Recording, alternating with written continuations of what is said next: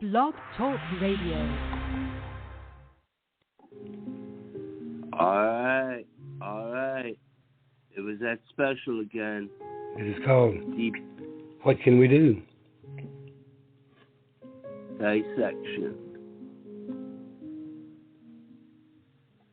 Up came the squatter, a rider thoroughbred. Up come the policeman, 1, 2, and 3. Can I see your license? Is what the policeman said. Squatter said, I'm not driving, you can't arrest me. Thoroughbred got spooked, feeling my knocking knees. He left the track and through the trees. And just like a silver streak, we ended up on Pikes Peak. Looking toward the ocean, couldn't believe what I saw. People dancing everywhere, having a ball. Thousands and thousands and thousands more, like sands on white Pacific shore. Then I heard a gunshot. People started to panic. There were screams and yells. They were frantic. And the hurrying people daunt me. And their pallid faces haunt me. Stayed on the mountain, found place to live. Thoroughbred and I had so much to give. There was no reason for those folks to die. Finally I had to quit, wondering why. Day after day, someone else would kill. Couldn't understand. Didn't know how to feel. What were these people doing with a gun? Went to bed confused after watching the setting sun.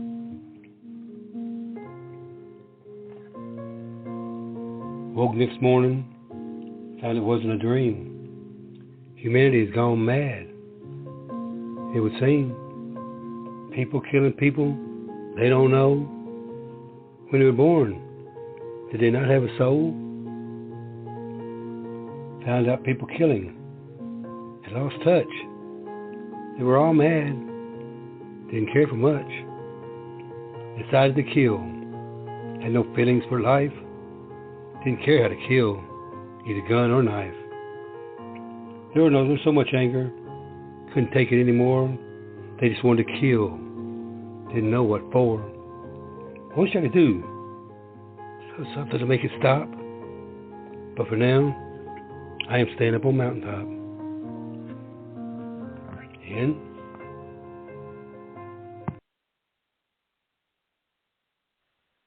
Yellow.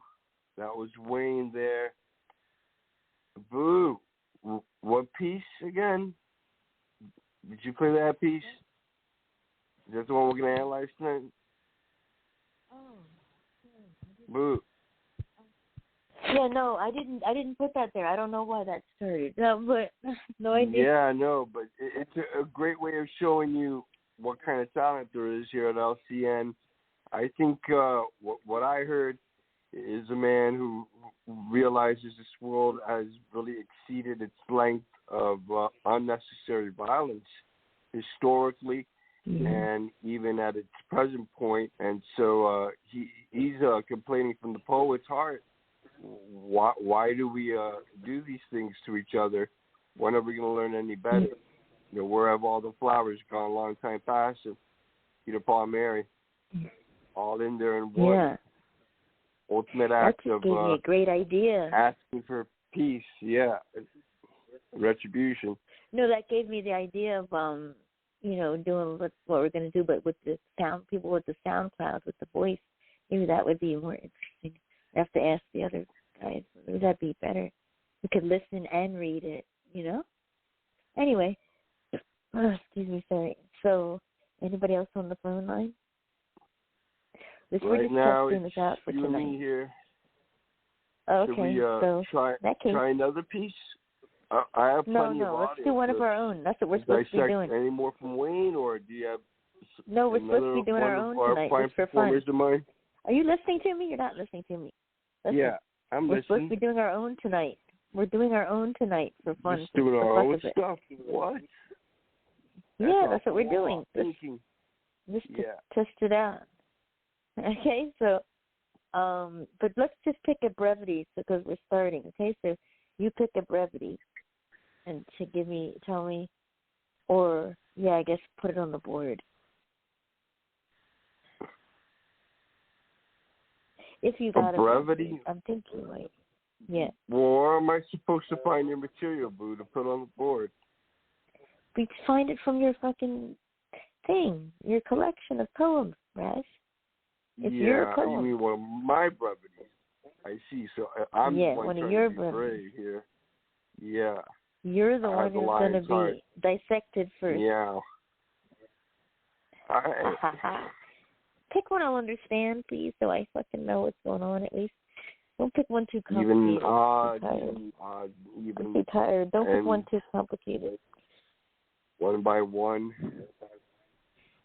Oh, by the way, I got to upload the new opener thing.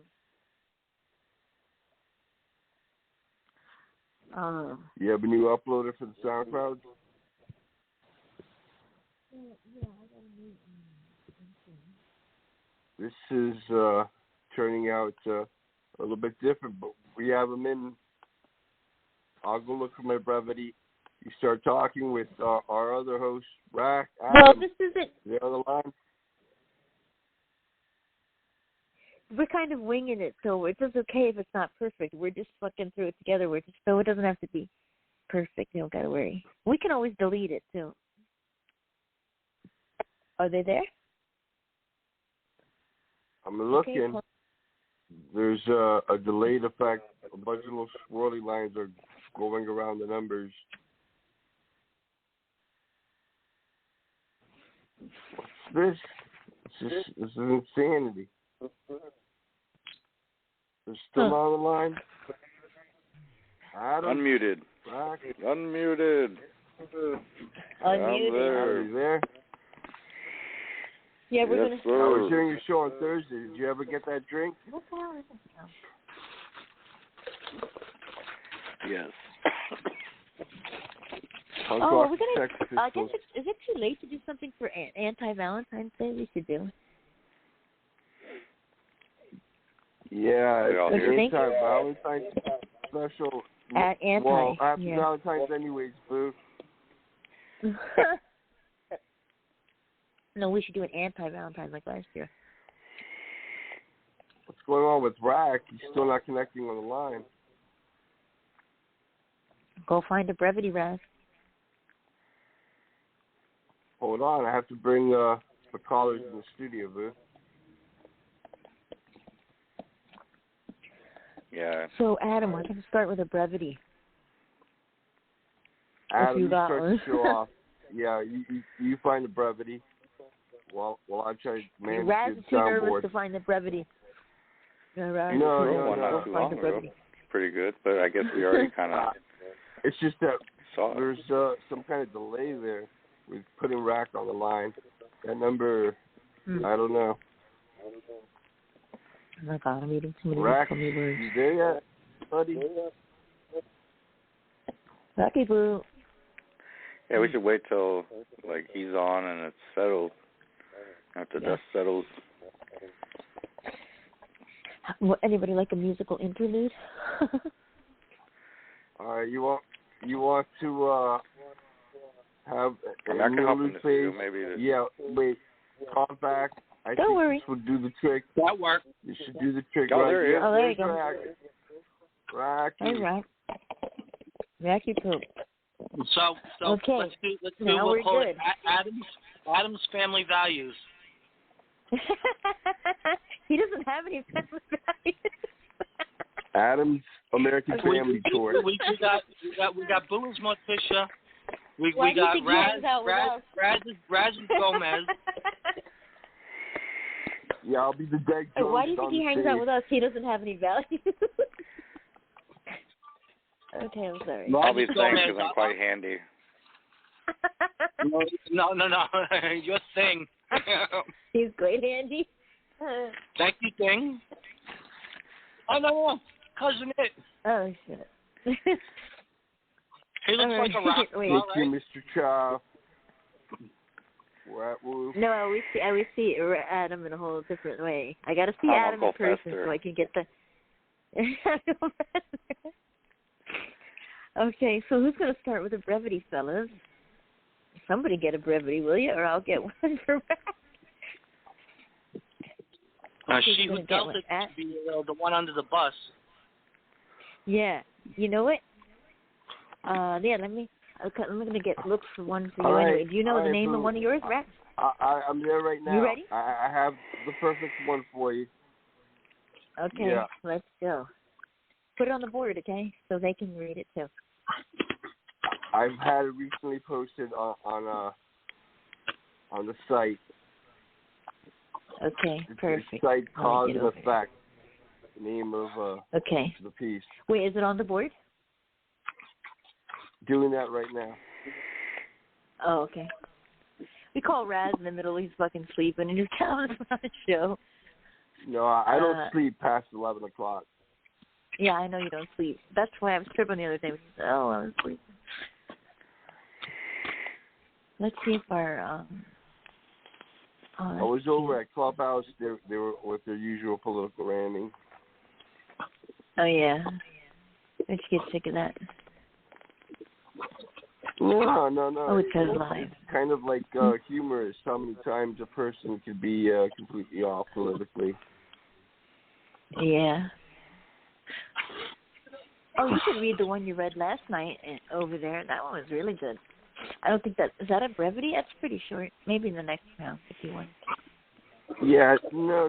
Pebble in the Whale, that's a different brevity. There's another one that I posted. Yeah. Let me just try to see if I can navigate this board that's going on here. It's giving me a kind of freaked out projection. Oh, are you still having a fucking problem with the computer? You could just tell me the name. I'll get it for you if you want. I have it. There it is. Excite, Cause, and Effect. If you want to dissect the frog, there's this poem here. So, oh, damn. I need to email this to myself. You see it there on the board? Yes, sir. Get to reading, mister. All right. Throw in a bit of space age humor. Excite, Cause, and Effect.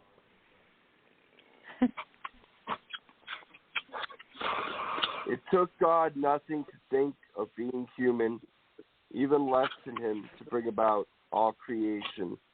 With that much, I'd be rich on interstellar diamonds instead of paying a Mars colony mortgage broker. And peace.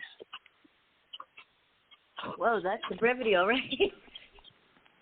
Okay. Jeez, I barely finished reading. Wow, how many words is that? Shout out to Musk and Philip Dix.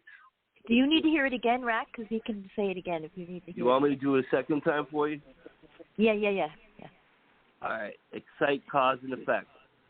It took God nothing to think of being human, even less than him to bring about all creation. With that much, I'd be rich on interstellar diamonds instead of paying a Mars colony mortgage broker. And peace. Okay. You're saying Mars? Did you say Mars? Yeah, not the Milky Way, but Mars. Okay. We're just making. This is what it says, Rex. It took God nothing to think of being human, even I got the less beginning loud and clear. It's when he than got to the him Mars to bring about Mars all colony. creation. With Mortgage that much, broker. I'd be richer on an interstellar diamonds instead of paying a Mars colony mortgage broker. That's pretty fun, I think. I like interstellar diamonds. I'd be rich on interstellar diamonds instead of paying a Mars. I'm not sure what the Mars colony mortgage broker means, but that's why we're here. Real estate on Mars is very expensive. Oh, okay. Well, it's not science and but who knows physics. the future, yeah. Yeah. That's really good. It took God nothing to think of being human, even less to him to bring about all creation. Adam, what do you think?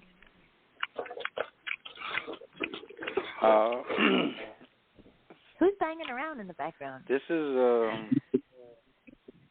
really clever. I thought it was really funny, for one. It has a great humor. It's taking the humor is kind of making it easy and like, how do I want to say it? Humor is making it digestible to the reality of our. What I feel is like, what I'm getting is just the insignificance within what should be significant. I like, where we go here? It took God nothing to think of being human. So that was easy, right? So it was easy for God to think of being human. And it took even less effort to create all of creation, so everything created took less effort than him to think about becoming a human being. And with that much, now we have another person here talking suddenly, like, the narrator is saying, with that much knowledge, that with that understanding, they should basically, be rich on interstellar diamonds. They have the knowledge of God, yet like a schmuck, they're buying real estate on Mars in the future, like when humans get to that point. Right. It's how sad our position is. That we'll, just keep being us. We're just going to keep being these. Anyways, I'm fumbling around in this. There's a sense. No, there's you a great get the sense. point. Yeah, all that's there. But it kind of, but in the humor, it's kind of sad though, when you really think of it. But the humor is great. It's very classy. Like, I love the humor. It's humor that reminds me of, I don't know, maybe a Far Side, like kind of like Far Side, but like more, a little bit smarter. But it's really good. It's like I could imagine like if there was like poetry comic strips where it made you think and it was intelligent, like this would be in there. But the thought of like, it gets me thinking. The first two lines really were great, and then we roll into like the punchline, like coming up to the punchline, like you got the setup coming up, and then the punch. That's part of the whole point, because your title is Cause and Effect. You have the first universal cause, the prime mover, and then all this is a consequence how many billions or trillions of years later. So you can see that the effect is not really right. Exactly what you're saying, more punctual than anyone would think if the original cause is a big bang. Let me ask you this: do you think it's hard to do a deep dive with a brevity? Kind of defeats the purpose, or?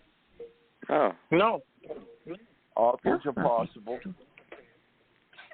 I was just wondering if it was longer, if it would be not better, but easier. Yeah. Easier because they're more open to interpretation. There's less music. Yeah. That's what I would think, too. Okay, just wondering. How about, I think it's Rack's turn to comment? I like this, Raz. Hey, Adam, I got a bridge I want to start with. I thought this was great. The last line brings to mind, a lot of the decision-making processes of any given situation, really. And when you talk cause and effect, that boils down to me to like, the reality of anything, like physics. When you're thinking of something, there's always going to be, consequences. There's always going to be the effect of what decision that you make. So I like the idea of bringing Mars into it and kind of, literally expanding everyone's mind. I thought this was very, very clever. Thanks, Rack. Yeah. That's exactly also part of the point, that the effect, the consequence is usually very unlike the cause of what generates, the result. Awesome.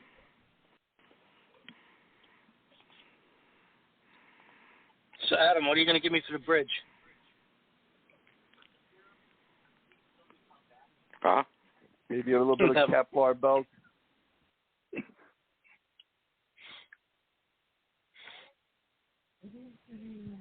Whoa. You think that We we on dug Max deep enough? Overdrive Raz? here? I thought that let's do a longer one, Raz. That we understand. Okay? She's deflecting. Don't make it too complicated. This is. We'll do 2 in a row from each Top person. out. I mean, I think you could go deeper if it was well. Sure, If you go deeper if it was longer. Come on, boo. Huh? I resent and resemble that remark. I could go deeper if it was longer. Andrew.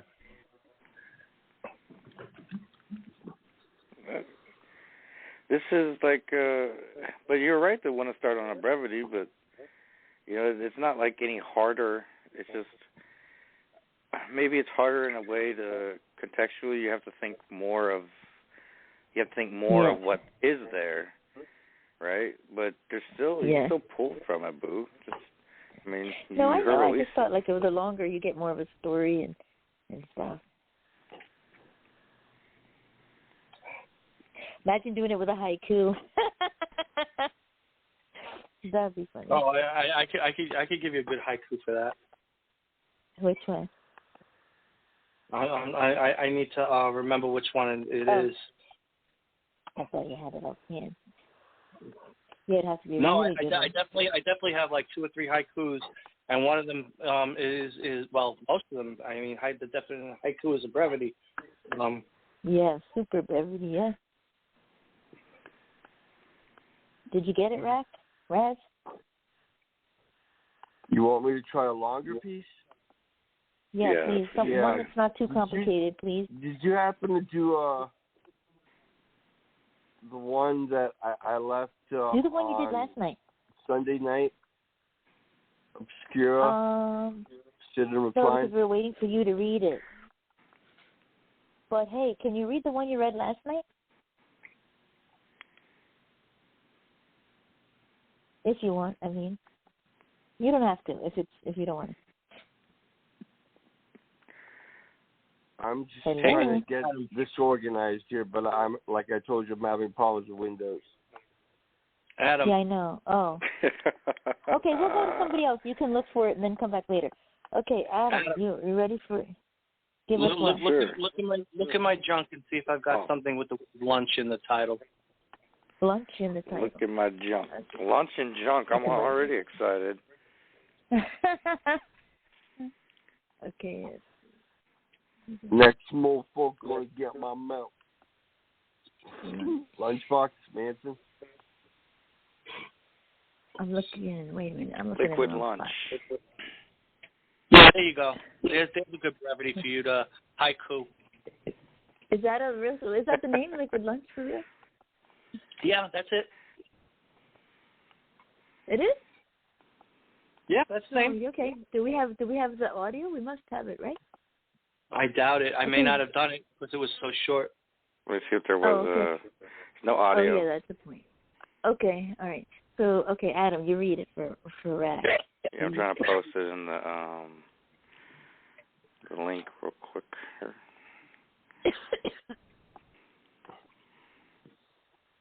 People are probably like, what the fuck are they having to show the slate board? Did we have some? Oh, never mind. I'm not going to go there. Consume. All right, so are we ready? Ready. All right, liquid lunch. Consumed by hunger, I address the need and eat. Shut up, liver. You're next. Oh, that was the end of the piece. Wait, read it again. Consumed by hunger, I address the need and eat. Shut up, liver. You're next. That's funny. Yeah, that's a good one. A good choice, Rex. Okay. Raz, what do you think of that? All right.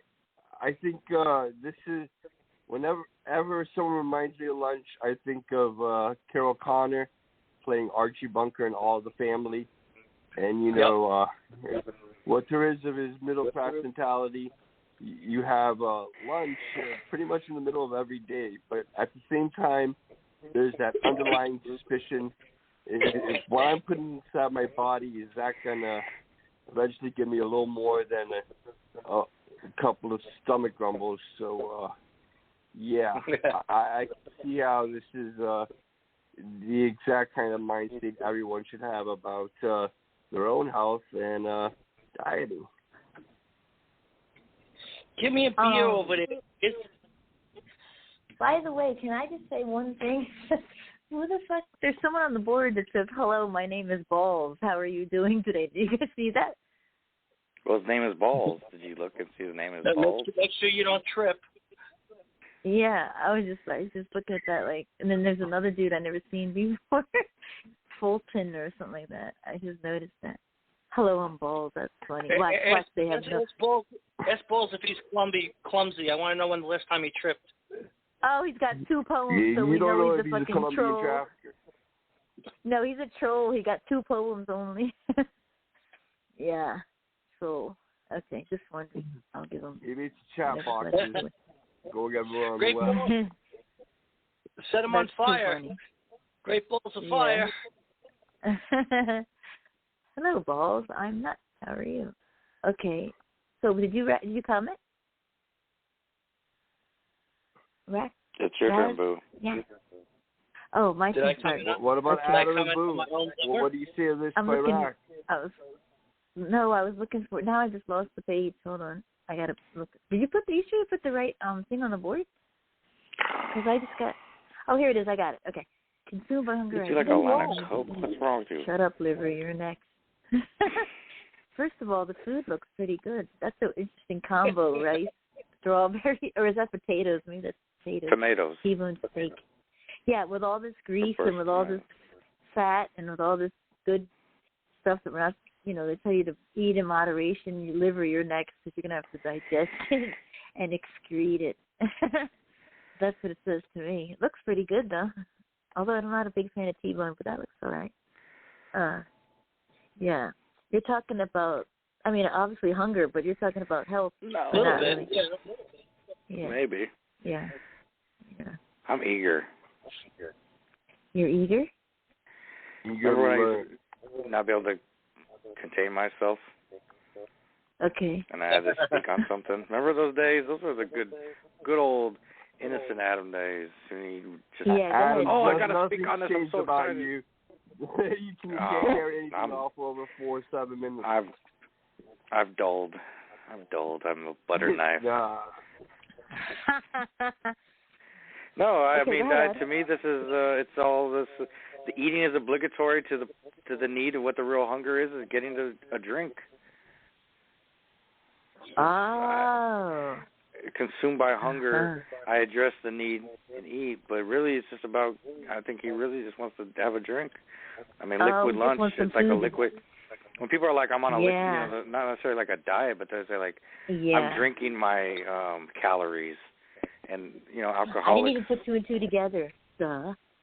Yeah, that's a good episode. That's what I got off the jump from it, and but yeah, that's a good picture of some fucking food, a fucking T-bone fucking steak and burst, tomatoes, and is that that looks like it's rice, but it's the fancy rice. It's a rice pilaf. That could be it. But I'm thinking fuck. God damn it. I can't even think of the dish now. It's the hardest thing. It's like one of the hardest rice dishes to make. It's like the hardest rice dish to make. It's so hard to make it. It starts with an R though. But it's rice. Rice, yeah. It's fun. Interestingly, some people do find rice very hard to make. Just simple. Make rice. Well, yeah, there's 5-minute rice. There's converted rice. There's long grain rice. Wild rice. Yeah, I like basmati, or what's it called, basmati? I don't know. Forgot. Basmati. Yeah, that's that. I know. Or have lasagna. That's good shit. Basmati rice is the long grain rice. It's common among Indian restaurants. They usually serve the food with basmati. It's really good. Tasty. Yeah, it is. It's nutty. Mhm. I like a good nut. Good Hey, grief. listen. What's the yellow called? Is that just yellow rice or yellow? That's usually when you add saffron, and when you make it, saffron turns the rice yellow. Yeah, because sometimes they mix it at this Greek restaurant. That honey, whatever you said. Mhm. And then that yellow rice, just a little bit mixed in. They serve it with pigeon peas. Yeah, that shit is good. Say I'm pigeon hungry. penis. That could be the problem too. Okay, Adam, let's get to yours now. All right. See, I think this. I don't know what you guys think about this, but I think to dig deep in a poem, you need one that's fucking like full of emotion. That's like, these are good poems. They're simple poems, but I think like one that dig deep. You got to really get an emotional one. Like one that makes you cry or something like moving. I don't know. What do you guys think? I mean, you got to for those ones where you just go, oh shit. Every stanza is good. Every layer is good. Makes you wonder. Makes you think. And right? All right, saying that before I'm about to post my brevity is really making me not be able to live up to it. Yeah. Like, why did you just let me share mine and Okay, not say all I'm this? thinking aloud. Looking into one meaning and then associating it with as many other forms and concepts as possible. So you could say literally, the white canvas is like the profoundest and most colorful of all objective types of art in presentation. Yeah. That's like some Andy Warhol shit right there, getting away with fucking murder, calling it art. Well, like, for an example, like a love poem, that's, we got to do that. I'm just saying, like, you could get so many different views from it, so many different things, like why they're feeling. Anyway, go ahead, Adam. No pressure. All right, so I posted my brevity, and this is called In a Smile. She smiled, and I saw God. She laughed, and I believed I heard eternity. She moved, and God moved, as if the wind followed, and the sun only shone on her steps. My heart right then, it broke, and I knew she mends me, and wholly I am undeserving of her grace, of her smile that passed by as life, and I, just a passerby of heaven, witnessed truth. And and rack, that was wholly as in the whole of a sum. Like part. Black. I could be a black lady and accuse you of being a stalker, and that's why she moved. She mends me. Oh, and a holy. Okay, I thought mends me, and wholly I am undeserving of her grace. Her past is on. Yeah. Okay, Raz. Here, I'm noticing someone who feels lifted by another type of presence. So, I'm imagining for whom the bells toll, situations where you have in war that the soldiers are wounded, and then they feel almost like they were saved by angels of the battlefield in order to continue fighting for another day.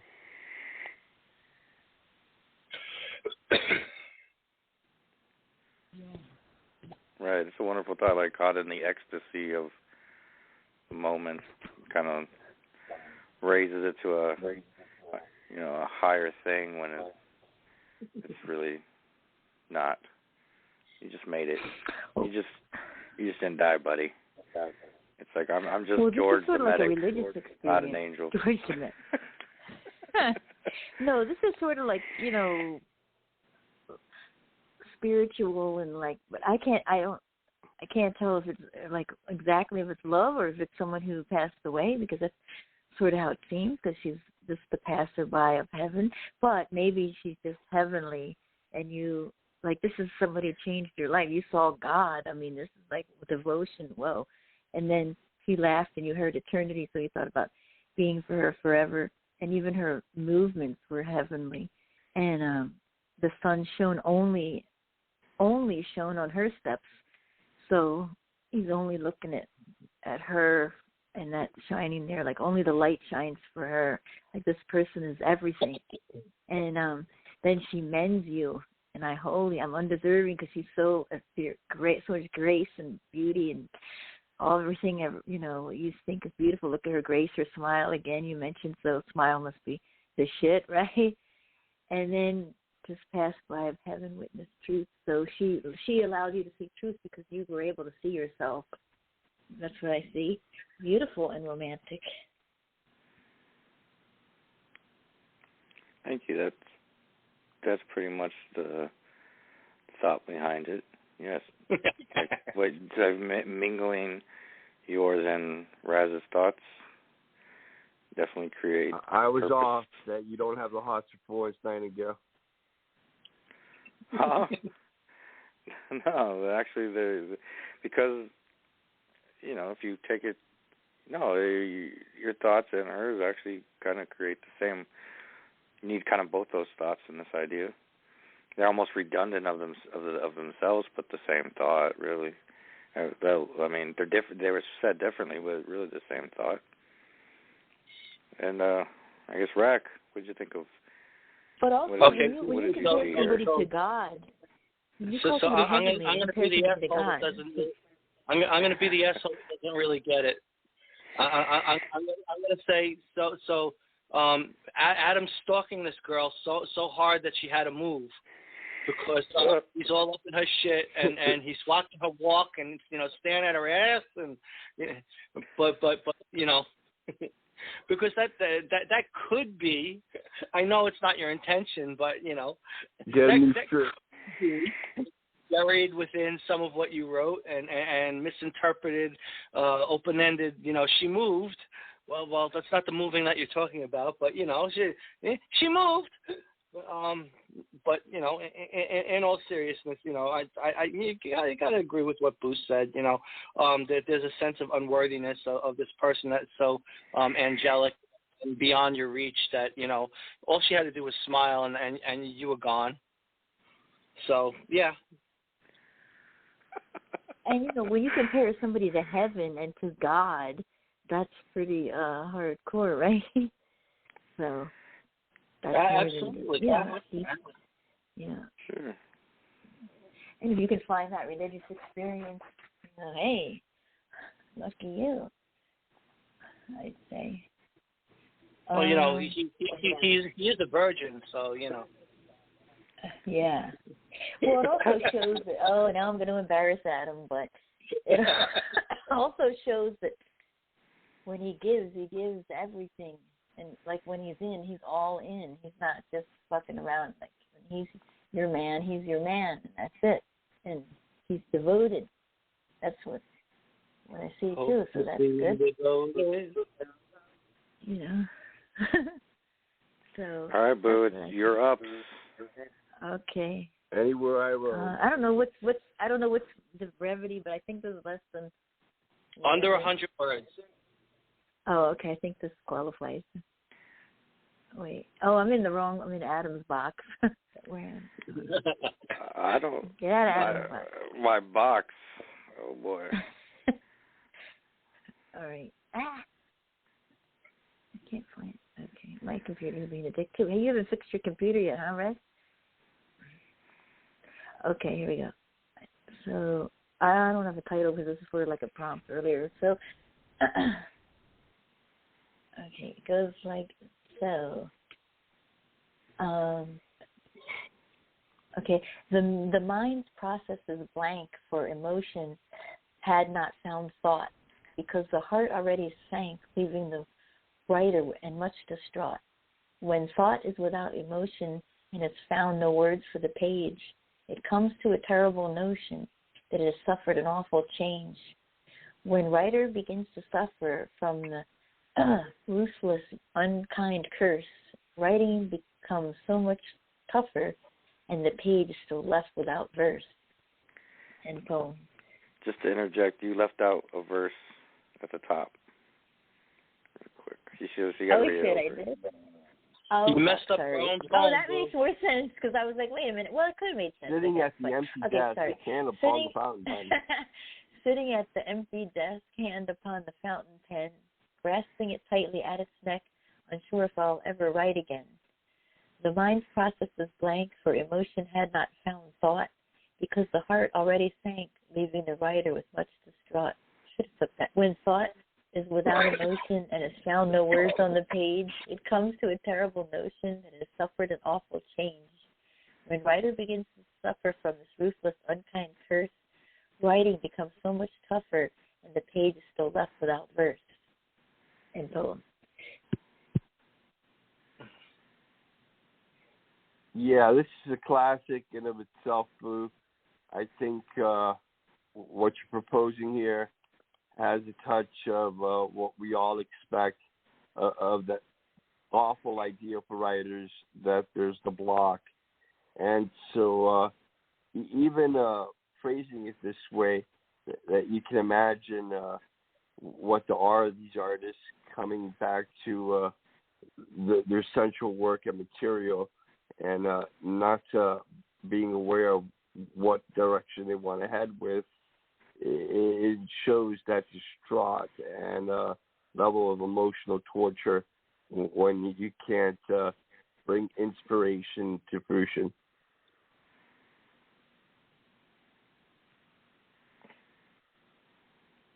Thank you, Raz. Of course, I've never had writer's block, but Adam? I would second that. This is a commonly relatable idea to especially writers. But there's something here. I get the feel of the inability to basically to express yourself in whatever confines to the expectations that you have for yourself to be able to let it be whatever, just maybe talking to somebody. Not necessarily, it doesn't necessarily have to be in the art of writing. It could be just the general. But I mean, that's clearly what you're talking about here. But it could be metaphor for being backed up and not able to actually express yourself in time, and express yourself in time before the moment passed, and it's all but lost because it's no longer there. There's nothing there to even hold on to. It's almost as if, almost like imagine a scenario. You run into let's say an old friend, and you're passerbys over each other, but you caught each other in a moment. You're talking for a second, and you have so much to say.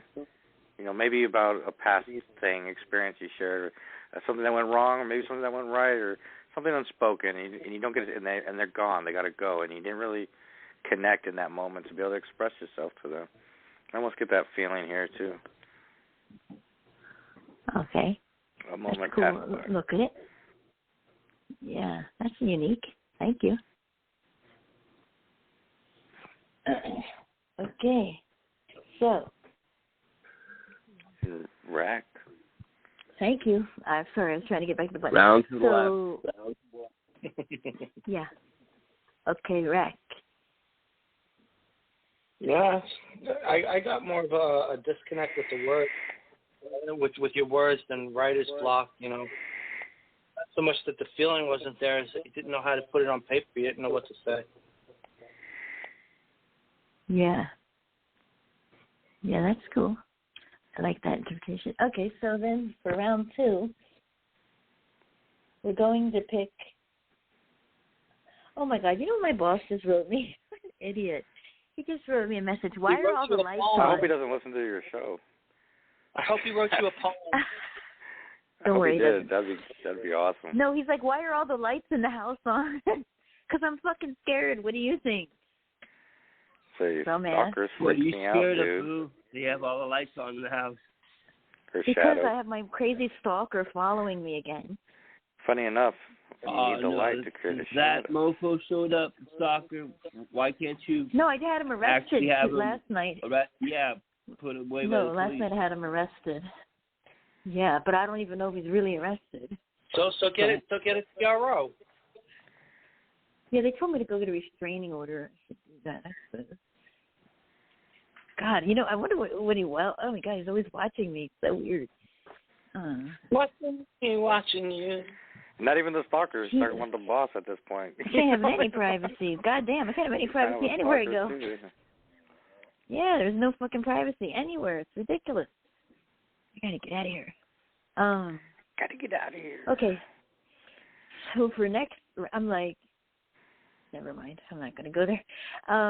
That's not really last. the problem. For the You don't next have round, someone in your life who will just stand up to him with a gun and explain, do not yeah, that is ever the problem. approach You're this right. person again.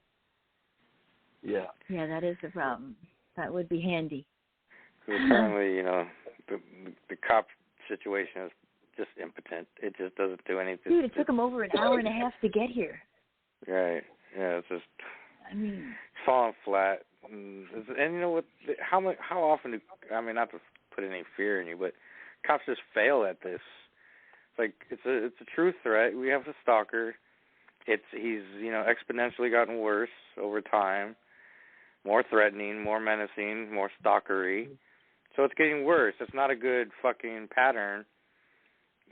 Fucking the cops just showing their fucking idiotic, fucking nature and not nipping this in the bud, man, taking care of this guy. And like Raz just said, you need someone to put the fucking fear of Jesus in this fucking dude.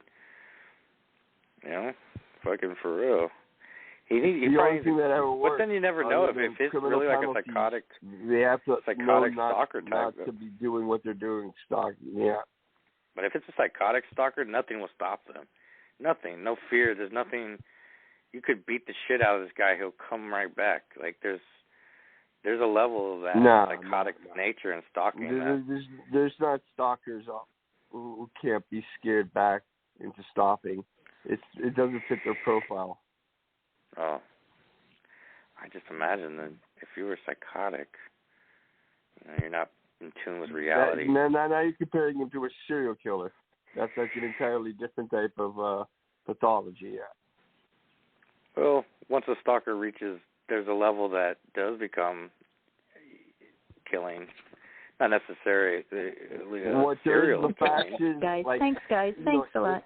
8 out of 10 times they'll stalk their victims, but they don't really want anyone to know. Yeah, also it's because they're losing. It's the fact they're losing. They hate to lose, and this fucker's one of those types who hates to lose. Anyways, but let's move on. So I just told him because I feel scared and people are fucking me. That's all right. Well, you know what? Let me put it this way. If he comes in here, he's going to go down with a fucking fight. I can say that. I wish I had some mace handy, but... You want a taser? You want mace? You want a taser? Is there a hold your ground law in California? Just shoot the fucker. Be done with it. Say, I was afraid for my life. He's been stalking me for months. You got to pull him onto the property. Then you can't shoot him when he's outside. You can. I thought they said you could when they're on your property. Right. If there's a hold your ground law, fucking blast pull him onto your property. No, you're talking stand your ground. Believe me, I'd be doing him a huge favor because of he's just useless pretty much. The protection. Yeah. First, but well, one night he was fucking. Somebody let him in. Somebody opened the door and he was in my room with his fucking hoodie on, like a crazy person, and he was like asking me for help. Right there, you have the right to shoot that motherfucker. Right there, right then, you have the right to shoot him I'm down. like, what? I didn't even know who it was. I'm like, what the fuck? Yeah. God damn. He's wearing a hoodie, he all could have like done anything to hurt him at that point and fucking ended him, and it would have been fair. Wish I had a tire iron or something. A baseball bat. You don't need or even a cricket bat. That'd be a nice one. Yeah. Candlestick. And he's like, "You're such a mean. Who does this to a person? You're such a mean bitch. You must mean individual." I didn't do this.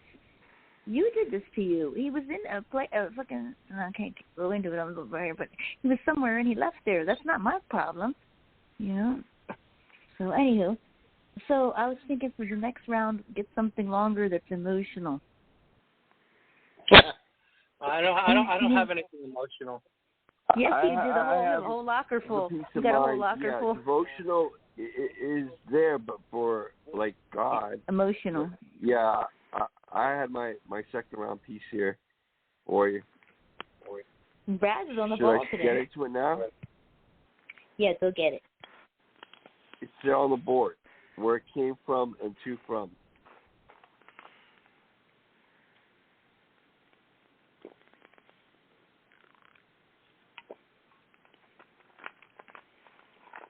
You want me to start?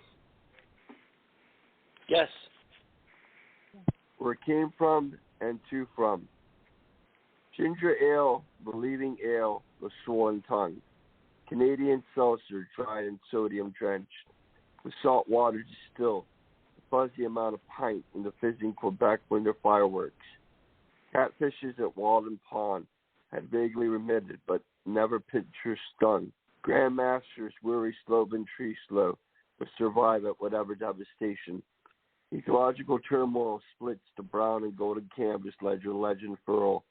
The nature spoken of proverbial wisdom in the Virginia wild forest must be of the Creator's reasoning above the black hills pointed west into the north. Oh, might lime slices the ascetic reaction for twisting the stomach and borrow the shrew's glass eyeball to gaze at shamanic trances. Obsessive, compulsive secretaries ripping apart paper heart documents, the kind of world salads, a dash of tuna fish and hard-boiled eggs and ham could have the gradation gravity St. Hawking picnic from random generalization, having perfected pre-selection. Oh, energy field map, out differentiation to the variable factor when staring at bare translucent matter, barren and fulfilled of positrons, tachyon debris, neutrino sparks, muse physics of Nobel Peace Prize to the optic nerves, the thought edges into the psychotic, without learning and understanding the truth is easily seen through instead of realized.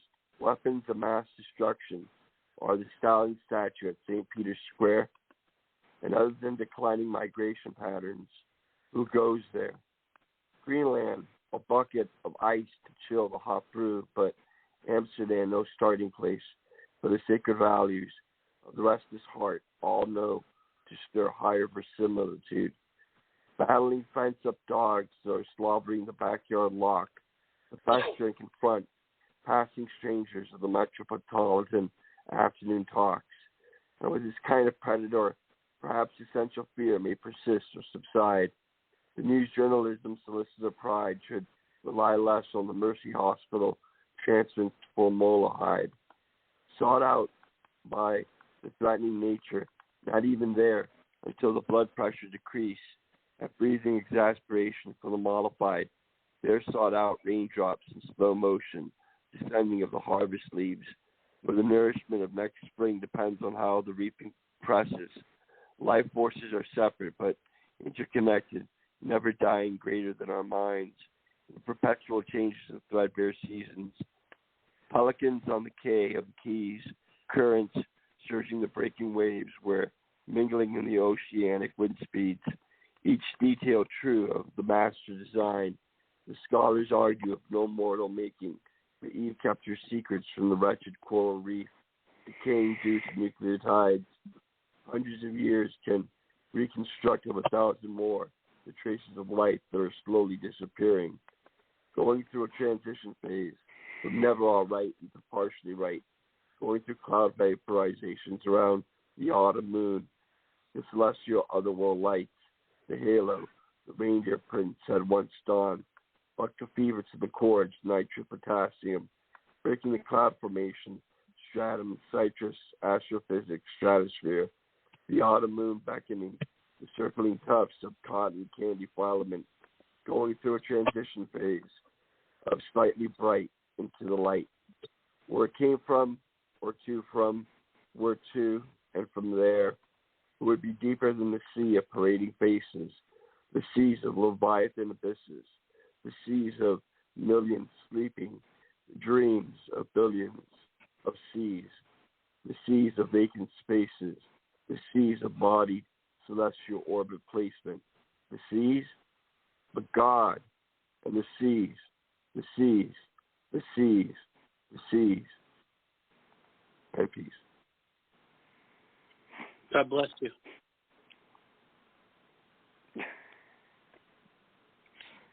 Big track.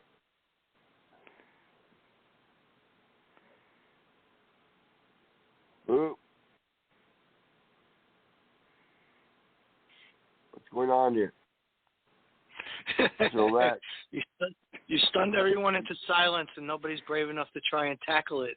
That's what it is. You want to comment on that piece? Yeah. I'm trying to launch into it a little bit.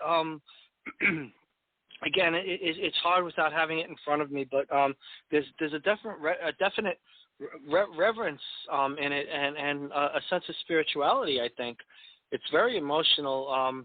And again, the typical of you, there's a lot of social commentary in it. You've got Russia and a couple other things, and I mean, being a bit of a foodie, you mentioned the boars. I was like getting hungry when you started that too, which that's just my warped mind. And there was something else you said a little before that too, that was reminding me of food, but you quickly passed over that. But I mean, you bounced around a little bit, but I think that the central idea was just like a reverence, an emotional connection to what's going on. I was trying to be enlightened on how when you take it back to that level, that there is a God, then every part of the world, however horrible we think of it, even the ecological devastation, which is mentioned more than one time, and as well as the nucleotides, all of this awful stuff that we've seen in the news the last couple of years, it essentially is just one smaller part of an entirely greater whole by that metaphor of the seas. Yeah. There's definitely a lot of layers in it, and you definitely brought that out for sure. Yeah, I thought so too. Really, I felt this was almost, there's definitely a reverence, but almost for what is wasted, a reverence for what, not the fact that there is not reverence from common man of this greatness, this. It's more, and it's written more almost like a I want to say a requiem or some sort of dirge or something. Like it's a lament for the atrophy of the greatness of creation itself and what we've been given here, and how it's just squandered, and even us. Even the human being themselves, there's moments where he touches on the idea that we don't see, we don't even really care for our own value in the way we treat each other, and it's reflected. And I liked when it got to the idea of the micro into the macro, where it kind of repeats that same idea with the seas. I think it's the sea of the unseen into the sea of what is seen, the sea of people, the sea of the oceans, the sea of of the cosmic sea, and I thought it was really profound. Yeah, there's a lot of I feel bad for Rack doesn't have the ability to really read over stuff. He just has to go with what he catches, and he catches. And then thinking on it as you go, it's a really thought-provoking piece, though. Thank you, sure. It's like the killing, like the death of God, almost, or something. They're very special when it was written, but as you see, it's received hardly any attention there on the site. It was 2 or 3 years back, where it came from. And to from. Yeah, since you brought it up, Adam, when you get a chance, look like my junk again. and search for the word lament. I know I've got one with that in the title. Old Fogies? Oh, is that the one? Yeah, okay, that's the one I was thinking of. I think there's another one too, but yeah. Yeah, Lover's Lament. Was the one we that have Pointless. We have Lover's Lament. We have Pointless Lament. Those are the only other two with lament. Lover's Lament and... actually, Pointless Lament is probably a little better to dissect than Lover's Lament, but... All right, I'm on it. Where's Boothang? Where'd she fell into the abyss? She's trying to... Are you in the rabbit hole, Boo? Come back up, Alice.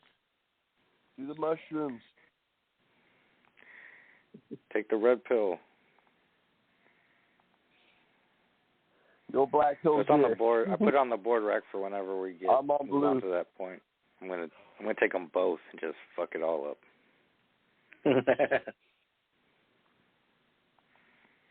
Did she drop, Raz? Can you see in the studio? She's there, but I think maybe on mute because of whatever's going on, maybe. You know, right. in her environment right now.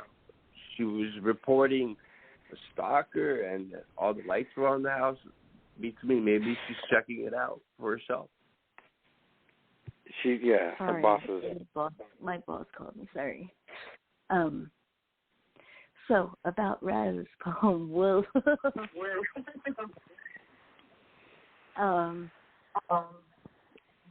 I had my own little epic moment there. Yeah. First of all, this is really long. Which it's got a lot of views though, 3.6K. Did you win anything in the contest? From the Dickies? Probably not. No, actually, yeah, there was the little contest, and it was $50 whoever won. But I had it submitted. That was over 2 years ago. Yes, it has received front page. A lot of views. I don't know. I think it people did get the are front page. intimidated by me to ever give me a point. I look at the views. So some of them have like thousands and thousands of views, but no one ever really says a single thing. Leaves a comment. Yeah, that's fucked up. How you can get 3,000 and nobody can drop a sentence? You know, it's like, come on, or even man. a like at that for that matter. You can't even click a like. Yeah, really. What the fuck? Some bullshit. That's always bothered Only me more 5 than comments. You can't even. You're gonna read it. You can't even like it. Move on. 5 comments on 3.6K views. Come on, you know. Or was this like the people that read your shit multiple times, and they can't say anything at all? You know, it's like, come on now. But this one's really. Sometimes they pin it, and then every time they open their page, it gets a view. So. Yeah, I love that. You know the behavior there. It just has its own logic that some would find amazing if they looked up their own viewage and compare it to like how many points do you receive back though, and the common feedback. But you know what's good about you is that you don't even seem to care really that much about that because you write for you. Hey, Adam, do me a favor. I want to be more controversial. I've got a poem, I think it's called Cribs, but it's an acronym, so it might be C.R.I.B.S. Look for that one for me. Like Crips the Gang? Cribs would be like maybe in. C period, R period, I. Crib? Crip. Crip or crib? Crib would be. Still sounded like a P to me, but I found it. Still sounded like you said crip. I found it. Cribs. Courtesy, respect, ink, blood, sweat.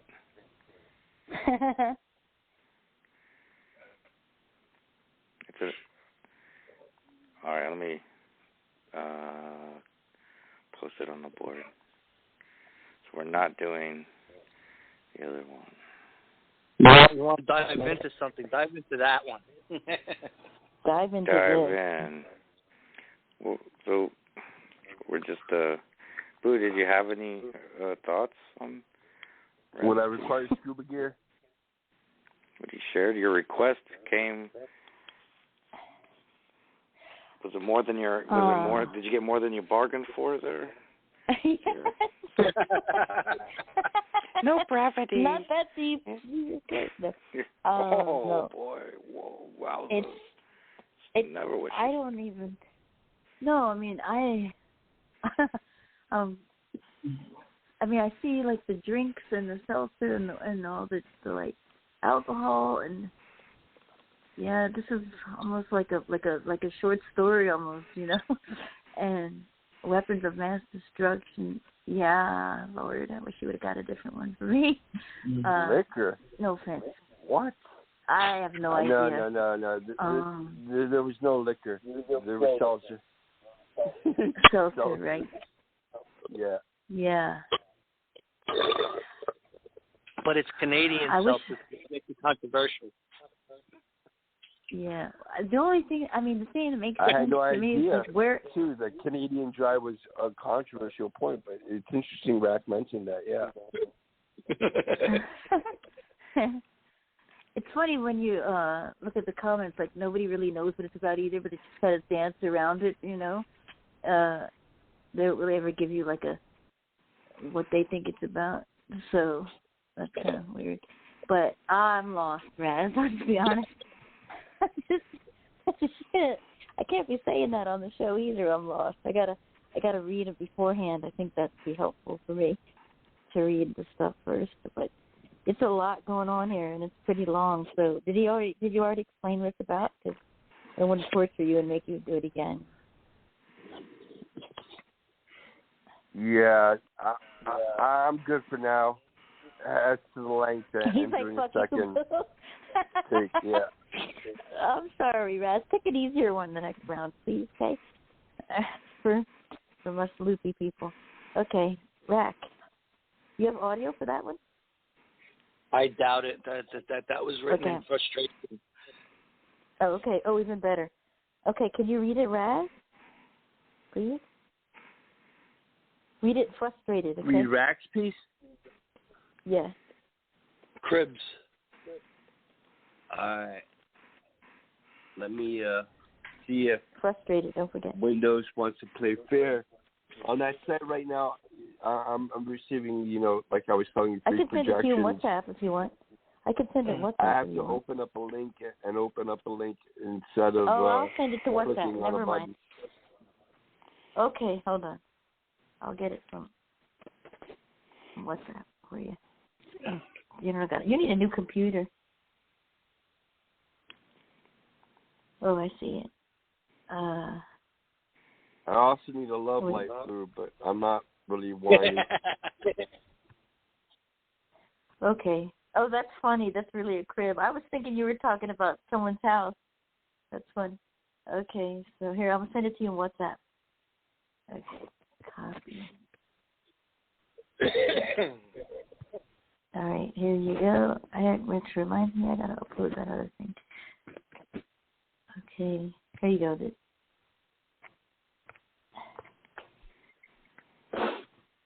Okay. Let me switch over programs. Oh, shoot, that hurt. I see it, yeah.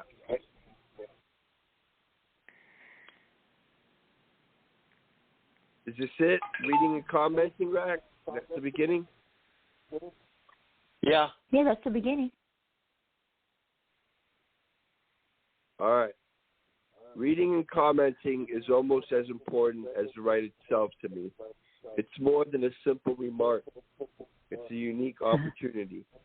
Try to imagine the blood and sweat that went into creating the ink on this site. It's a sign of courtesy and respect to put that same effort into the comments we write. Every reply is appreciated to show support, to share your thoughts and what you're feeling.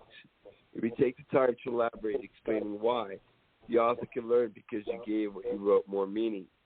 You've heard it said, you should give people what they want. Well, this is how AP writers find out just what that is. It's not that much effort to climb into our cribs when commenting, promote the reader and author, symbiosis, and peace. Yeah, really, is it going to kill you? Whoa. There should be a front page. You had like your whole disclaimer there moment, Rack, and it's definitely a courtesy call for everyone at allpoetry.com that they hear either from this blog or someone else who's associated with the group that all these writers are in fact looking for feedback.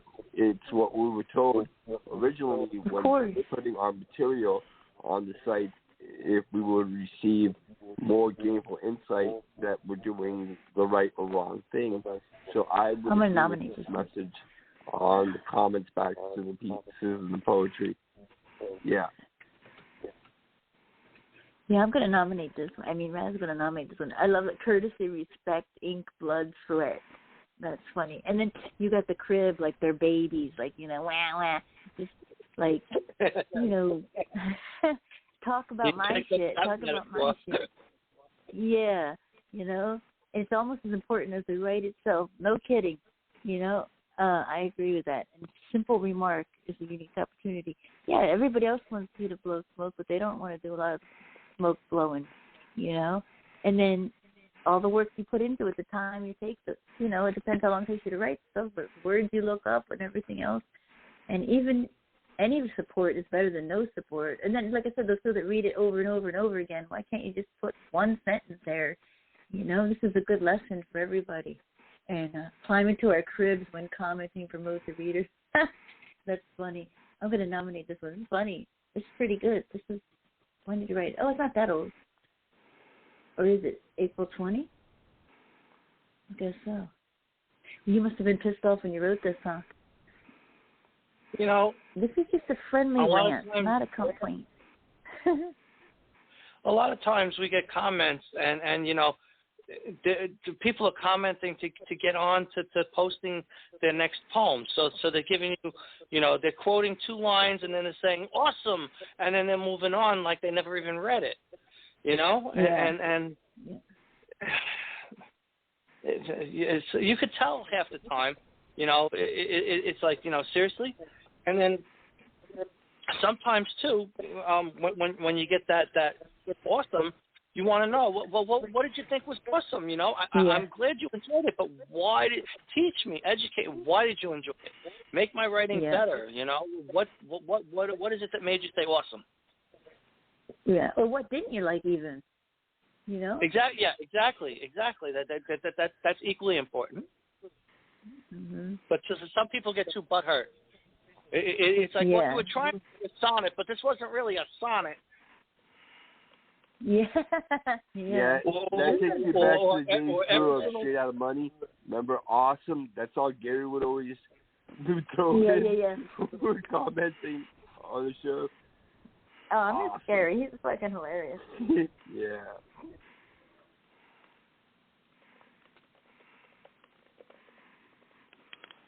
I hope he's doing okay. Adam, do you have any feedback? Yo. Yeah. Rep the baby. I love this, man. This is brilliant. I almost wish that it would have been too short, but that it was an acrostic with cribs. You agree with it. Then you would have turned it into like some sort of acrostic, but that's just bullshit. I don't really care about that. It was just a first thought I had when I was like, cribs. This is going to make an acrostic and be fun, blah, blah, blah. No. I think the idea that it's only truly lives, the poem, is art form, most art forms that's created, that comes from a place inside us, artists, whatever the medium, it only truly lives with the other person appreciating it or whatever, viewing it. It only really lives, there's an idea in this of that it only exists truly with the other person's appreciation. Aside from the complaint aspect of this piece, you say that in this. It's said, and I think it's what? There's a thing about some people, and you'll hear it a lot. I write for myself. I don't care what other people think. I don't care what they comment. I'm saying it to purge. I just want to get it out of my system. And that's lovely. That explains why it's there on the page. But when someone comes along and comments, there's times when the author doesn't give a crap about what anyone wrote. And I'm not going to read the comments. I don't care what they say, and that applies to auto rank too. And it's not going to change anything. But there's also times when someone hears a comment and it moves the guy that wrote it or the artist that wrote it, and they're like, I never looked at it like that. I need to keep that in mind a little more when I put what I put out there. There's that whole communication. It's communication. It's a back and forth, really, right? And there's the whole idea of, if I did my job right, and you're going to see what I wanted you to see. So if I'm sitting there complaining that nobody got my poem, well, is it their fault that they don't understand it, or is it my fault that I didn't express it right? Who's to blame? So that's kind of where the comment comes in too. It's like if you're telling me what you saw and you didn't see what I intended you to see, that's my fault. But that's also my attitude. There's people that well, I said what I wanted to say in the way I wanted to say it, and I don't care. Okay. You never know. People get butthurt over the simplest things. Right. I would say even those writers or artists, whatever their medium, that doesn't give a shit, right, for the praise or the critique or the criticism, I say that doesn't matter. It doesn't matter that you don't care. It doesn't matter because you put something out there. It's almost like it's got a life of its own. Right, and it's only alive because it's being seen by other people. Otherwise, it would be just you, and it would be kind of like you're alive, yes, but your work is not alive at that point. It lives in the thoughts of the community. I don't know. There's and you touch on that idea. I know what you're trying to really say. Speak on it. It's great. It's really a great. And then I think this would be a good thing to make it on the front page because it could refresh a lot of people's. Because we talked about it. Everyone was talking about it, the dead ass comments that just are meaningless and a waste of time. They're just like you're talking about. They're the obligatory, in between, so I can get to do what I need to do, whatever. And it's sure maybe when you really want to post your piece and you're not in the mood to read, and you're shackled by not having a membership or at all. Yeah, you gotta make your 2 comments, but it sucks. Find something at least you really like and can make a valuable, because you got to think of the other person. And you're right. Think of the writer that wrote that poem, that spent that time to maybe bare their soul or bare their thoughts or bare their heart or speak on something. It took effort. It's another person's, just like what you're eager to put out yourself. They were, they were in the same position. And it would be good reciprocity, for people to appreciate each other more intimately, because I think we've all gotten those comments that are just like, I used to feel it was a courtesy if someone commented on mine that I would find something of theirs and comment back, it's the other thing I used to always try and do was if someone gave me something for a show, I would always comment on everyone that contributed to the show. Right. Of course, I'm kind of shackled now, and I can't do that, which makes me feel even more of a hypocrite putting something like that out there. But at the same time, when I put it out there, I didn't expect much of a response. I don't know how many views it got or how many comments it got, but at that point, I just didn't care. I said what I wanted to say, and like you said, I gifted it to the universe. Do what you will with it. So. I can't believe it has only 78 views. I can't believe that. I'm not surprised. I think it's an avoidance, avoiding the truth. The truth can be ugly, but also, it's a reality check for a lot of these people, for real. I mean, I don't know. Yeah, that blows my mind. For this to be, nearly 3 years old, it just got passed over. So, because the truth is like, oh, this is just what I don't know. I don't want to. But if you really digest this, it's a beautiful thought that you are giving to the community. Jeez, jerks. I'm glad Boo's renominating it. I'm glad Boo's going to nominate it if she has nominations left. I don't know. I'm not opening that can of worms. Right. Because you know what? You got to look at yourself, right? People don't want to look at themselves. You did already nominate. People don't want to look at themselves, man. They have to put some kick-ass on the record. No, that's the truth. People don't want to look at themselves. They want to tell you a bunch of bullshit. But people really, want to to point want fingers to all the time. But they're quick to condemn everybody else. So that's how that goes. Well, it's a poem. Yeah. No. Over there we get this shit. Like that was so dope. Like, okay, what was so dope about it? Come on. Everyone on the site, they're their own individual parties, and now they're being told, wait a second, why doesn't you and all these other people comment? So it really is you just stirring it up. What there is of our poetry's policy that we will receive, or we were told we would receive creative feedback, and it just doesn't go on in reality. Yeah. So, come yell at me that I don't drop comments.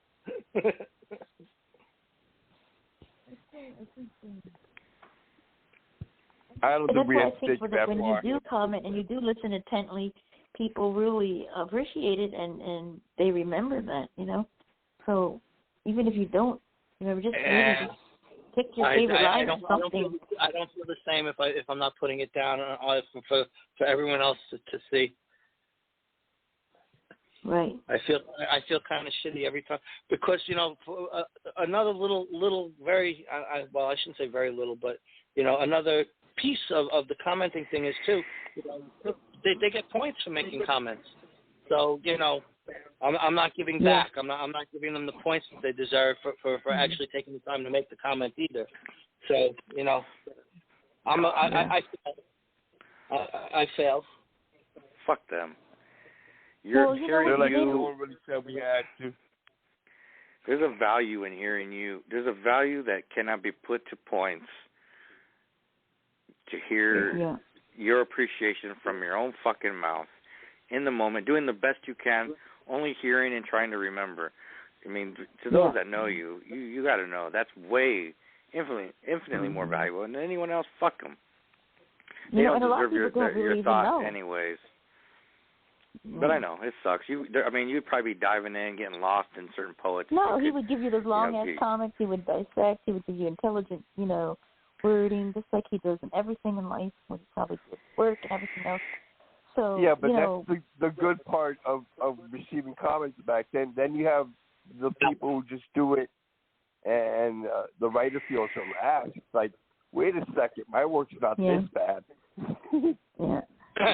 Well, but also I think of a lot of people really don't even know that you can't see. I mean, the purple people that you hang around with in the circle, the ones who do poetry, they know. But a lot of other people, I don't think they even know. Even though it says it on your bio, they probably don't take the time to read it, Yeah. So that's the other thing with, and I think those that know you know that, so it's not a big deal. But, it's the regular average person, they don't know. That they're probably, I would be worried about the same thing. I'm not trying to make you feel bad. I'm just saying I would be thinking the same thing too, because that's who wouldn't? That's just where your mind goes. But what you comment, you do shows on multiple platforms, so they know that your comments are thoughtful and well thought out, and you're smart. If they don't, then they don't fucking pay attention. So, but still, I get the point. So anywho, I was going to do this one, I guess. I looked for a different one, but can't find it. So this is one I wrote, I don't know, maybe 2 days ago, but I don't know, I'm still sort of working on it, but anyway, it goes like this. A full moon on the horizon of a powder blue sky, the gentle breeze of dawn passes me by, caressing my cheeks like a lost lover, bright as the stars which in a distance hover. I turn around, my back to the moon, the melody of daybreak begins a silent tune, the first gossamer threads of dawn's embrace, tender feelings amidst clouds made of lace, effervescent rainbows beneath somnolent skies, hoping in vain to halt our goodbyes, as mutual cadence implies, attempting to imprint my image in your eyes. Grand skyline ripens like celestial fruit, it robs the lunar ambiance, grabbing all its loot, and it basks in the riches that it slowly steals, in brilliant somber shades of the moon defeated reveals. The evening's companion quickly fades, as ethereal pallor dries with dusky shades. No more powder blue as gray turns into white on a bed of clouds that become a reason to put up a fight. They've done their job illuminating us along the way, to travelers and dreamers lest they go astray. Rest for a while, take a little break, until sun retreats and you can awake. The poet's lamp, nocturnal glow, you'll shine again with stars in tow. End poem.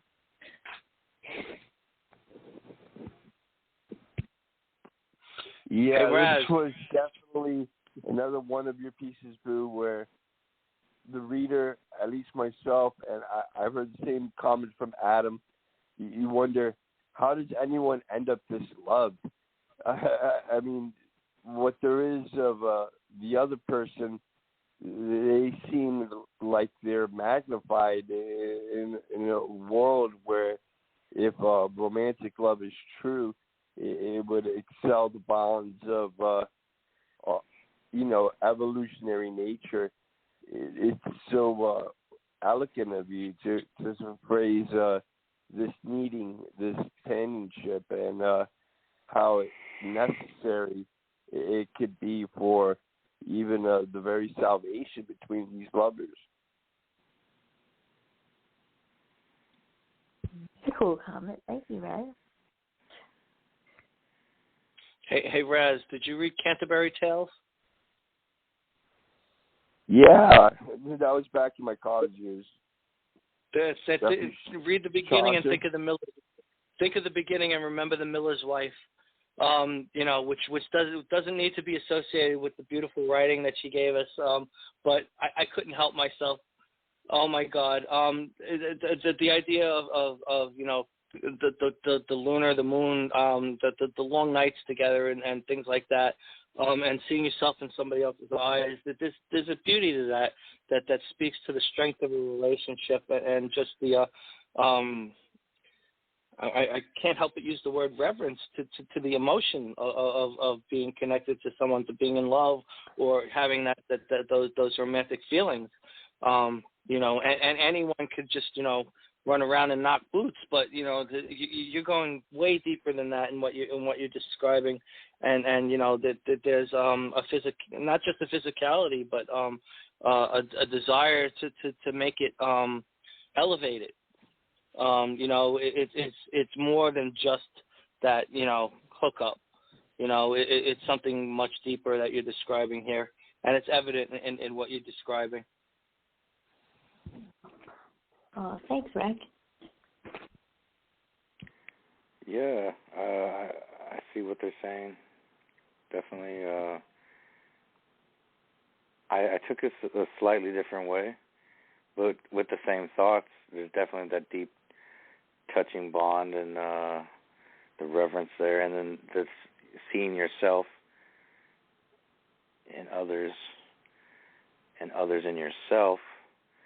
To me, I feel like there's it's very sorrowful and heart for the very nature of I think it's not just one person.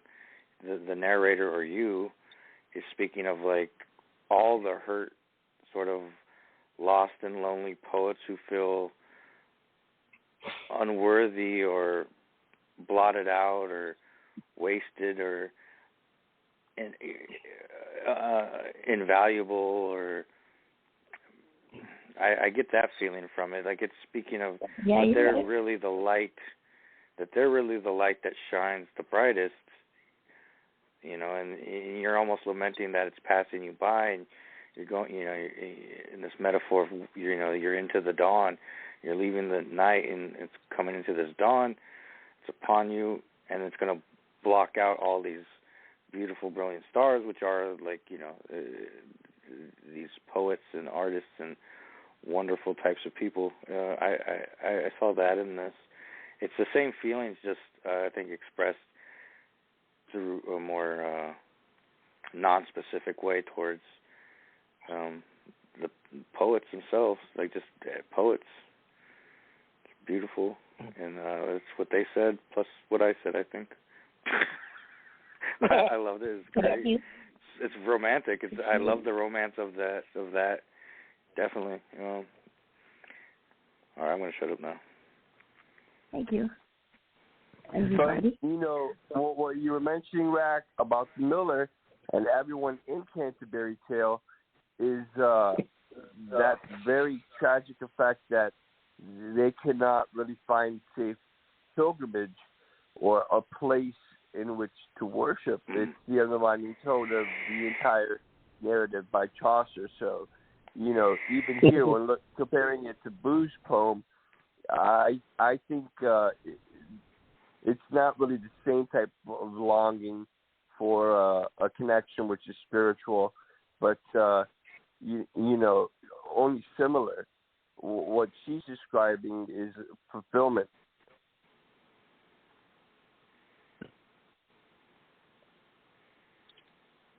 You're giving the reference way too much credit. You're giving my reference to the Canterbury Tales way too much credit. Forsooth, the moon has a beard. Okay, do you guys want to do another round, or you're tired? I didn't even go. What's that about? Oh, shit, sorry, Rat. I'm sorry, Adam. Okay. Yeah, you jumped me and then delete me. All right, I see how it is. Oh, sorry. Reverence for poets. I thought that seemed So weird. she won't be sorry. Twittering you, and you end up like me, wondering why for like about 4 months in a row. Oh, Cast Jesus. off. Prima donna. Cast aside, like so much rubble. Sloughed off like snake skin. We're truly the Shed driftwoods of our own generation. You know how much you're not. We're just. Sorry about that. I was wondering why. I thought I was caught for a fleeting moment in the gravity that is Boo, just to be whipped away. Okay, darling, you're up. Okay. I don't really want to go, but I'll go with this. I know, like an idiot. I'm a fucking bitch, and then I don't even have anything. But I'll go with the last piece I wrote, and I hope it's not too long. That's what she said. Really? No, that's what she never said. Is that what she would? Yeah, that's what she never said. No, I've actually heard women like, I don't want it to be humongous. No, I'm sorry, I can't. I want to say humongous, humongous, but ginormous, like all together. Like, I don't want to be Something giving you'll birth never hear a woman say. Anyways. I've gave birth once. I don't want it to crawl back in me. All right. It's got too much girth. I can't. Okay, setting up. You know what? That's anyway. Yeah. That's a whole other show. This is called God. This is called preening. Doodle-doo. Cock-a-doodle-doo. God, that just reminds me of one of my first experiences with fucking Clubhouse and why I just despise it. Anyways, An American Yankee in London. Werewolf in London. Anyways, preening. This is called preening vulture. Words.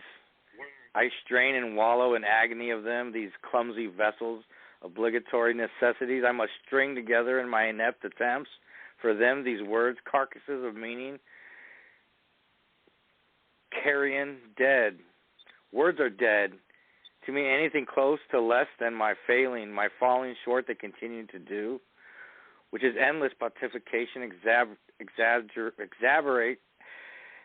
exacerbate the chasm reach, and I fall in. My eyes are blurry. I can't hardly read the screen. Deep despair, I too am now dead. In my hope to form an expression even close to being pale in comparison to you. Crawling out of the pit of regret, I stumbled idiotically back into my sojourn ego. Fool, I am a fool. If only I could reach that in the least, which only a master of this craft could fail miserably in attempting. And damn them and these words, cursing in full crayon color, crushing them in crumbled piles of lament, as a child would in my toddler frustration. Kerosene or any accelerant will do. Burn them to ash beneath their own weight, and ash they'll know. Maybe then, if not for some magic, rise like a phoenix and be anything but still less than the brilliance you are. Loud as emboldened, selfish, haughty egotism can go, I do. I bleed it, for it is my own hands being feeble, but only my daft waggle of drivel, wasted, unworthy of the paper, not just, but further, no, the words, you see, it's their fault. Any of them, this medium just won't do. Poetry, no. This art is dead light to shine upon or gleam. The darling star you are, oh, you shine so bright. And I am just a vulture preening the plumage of a corpse. I am dead and a bottom feeder, a slug, ugly with my words. The mar of thoughts that are a perishly small-minded scar in their twist of wish to dare dream, to but even glimpse the shadows of your beauty, I fail endlessly. And there is nothing left to say. Inadequate, but I'll try again, because you are all that is inspiring, and I cannot be alone with just my ugly words. End piece. I fucked it up a bunch. Damn it. Yeah, the hottest mic. Get the blow torch and the fire hydrant. You killed it, Adam. That was amazing. How you brought it down to every last reason why we shouldn't be rejected by society, how that makes us feel, and then on top of it all, you know, that this art form really goes to every single human emotional level. So it's not that society is not asking you to actually, admit the fact of this rejection, but why is it never held accountable? That we do not have to lose more esteem for ourselves based on the actions and behavioral patterns of what is considered normal, even on their own behalf. So there's even hypocrisy there. When you're saying, I am the fool, it is not because anything you thought was foolish. It's simply out of all this criticism that maybe we were better off not thinking. And I don't want to live in that kind of world. Great comment. Yeah. You're on fire tonight with the comments.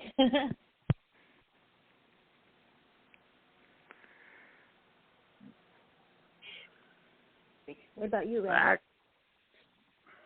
I prefer radio sound. No, yeah, but like can you read the other one, Adam? There you go. I'm never gonna live that one down.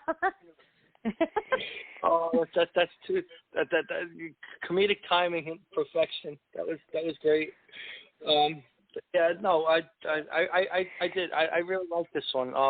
There's a sense of conveying the futility in your words sometimes, that they're falling on deaf ears, and you left to wonder who's the fool. Am I speaking to a bunch of idiots and wasting my breath, or do I not know what I'm talking about? What's going on here? When you put that in the context of a relationship, or trying to speak to someone, it adds another dimension to that thought on top of everything else. So it's a very complex work went down, and you did it in a. I would, you know, somehow I'm going to manage to try and pin to add to one of my lists. I like this a lot. What was it? What was the title? Preening Vulture. Lovely.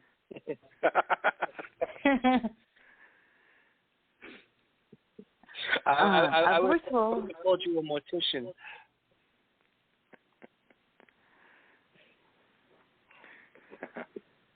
This is like, first of all, I love the use of the word pontification. I think that's how you say it. Like this dogma kind of vibe there.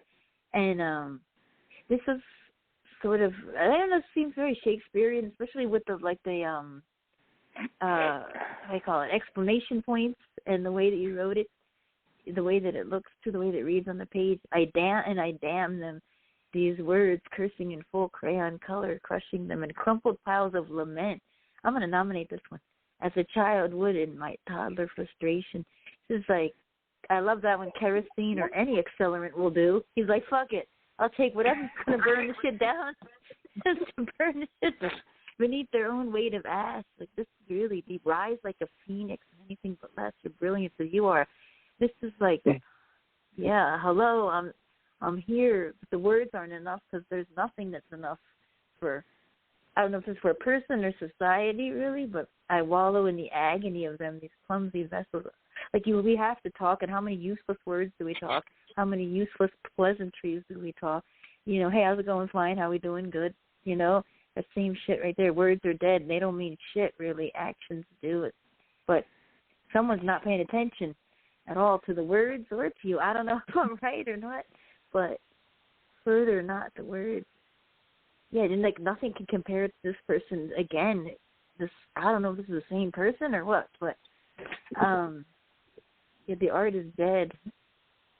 And darling, and this person's the star. Like, wow, this has got a lot going on. And then the vulture preening, you're just on the dead corpse, the bottom feeder. God, this is like self-hatred and despair and loathing that you're just not good enough and you're never going to be good enough. Fuck the words. The words don't mean shit. They're not enough. Nothing's going to be enough. The words are just inadequate and just a waste of fucking time because you know nothing's going to come of it anyway. I don't know if I'm right, but that's what I see. And then the end, I just could not alone without my ugly words. Your words represent you and your thinking, your ugliness. Oh, this is sad. Am I right? Yeah. It's you're not good really, enough. Yeah. I mean, it's given as a. It's like the art of it personified, but also a real person as well. And then it's a commentary upon how often we give everything, you know, everything that we have within us. And whatever, you know, this is specific to writing. And a type like this, you know, I guess like me, that is full of like this venom for themselves. It would, you know, you hate it, but you must do it. You must do it because you love it, and it's that thin line. And the love-hate thing. But you know, in the end, there's what else is there to live for but this, you know, these attempts to try to chisel, you know, away. Delusions of adequacy. Yeah. And when are we ever adequate? You know what I mean? I don't really take it that way. You know, I want to tell you a quick story about Kurt Cobain's Smell Like Teen Spirit.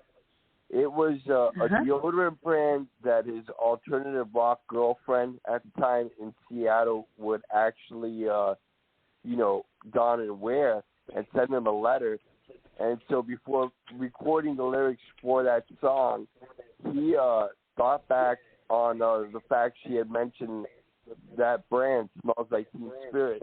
But when you think of its after effect, you know, what the masses perceive for themselves, there's always a social rage. So, just because this one artist is referring to nothing more than a product in the store, what there is that one track revolutionized pretty much an entire generation of how it thinks on not only the United States of America, but all forms of social politics. What he said. It takes on a life of its own beyond the, yeah, for sure. And, yeah, it's like a love-hate thing. I did know some of that. That not that it was, a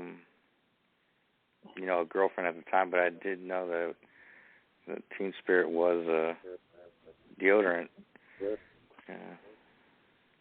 Yeah, it's not that. even so much that you're making the one statement. When it comes down to it, there's plenty who are going to interpret it on a far more massive scale, is what I'm telling you. Right.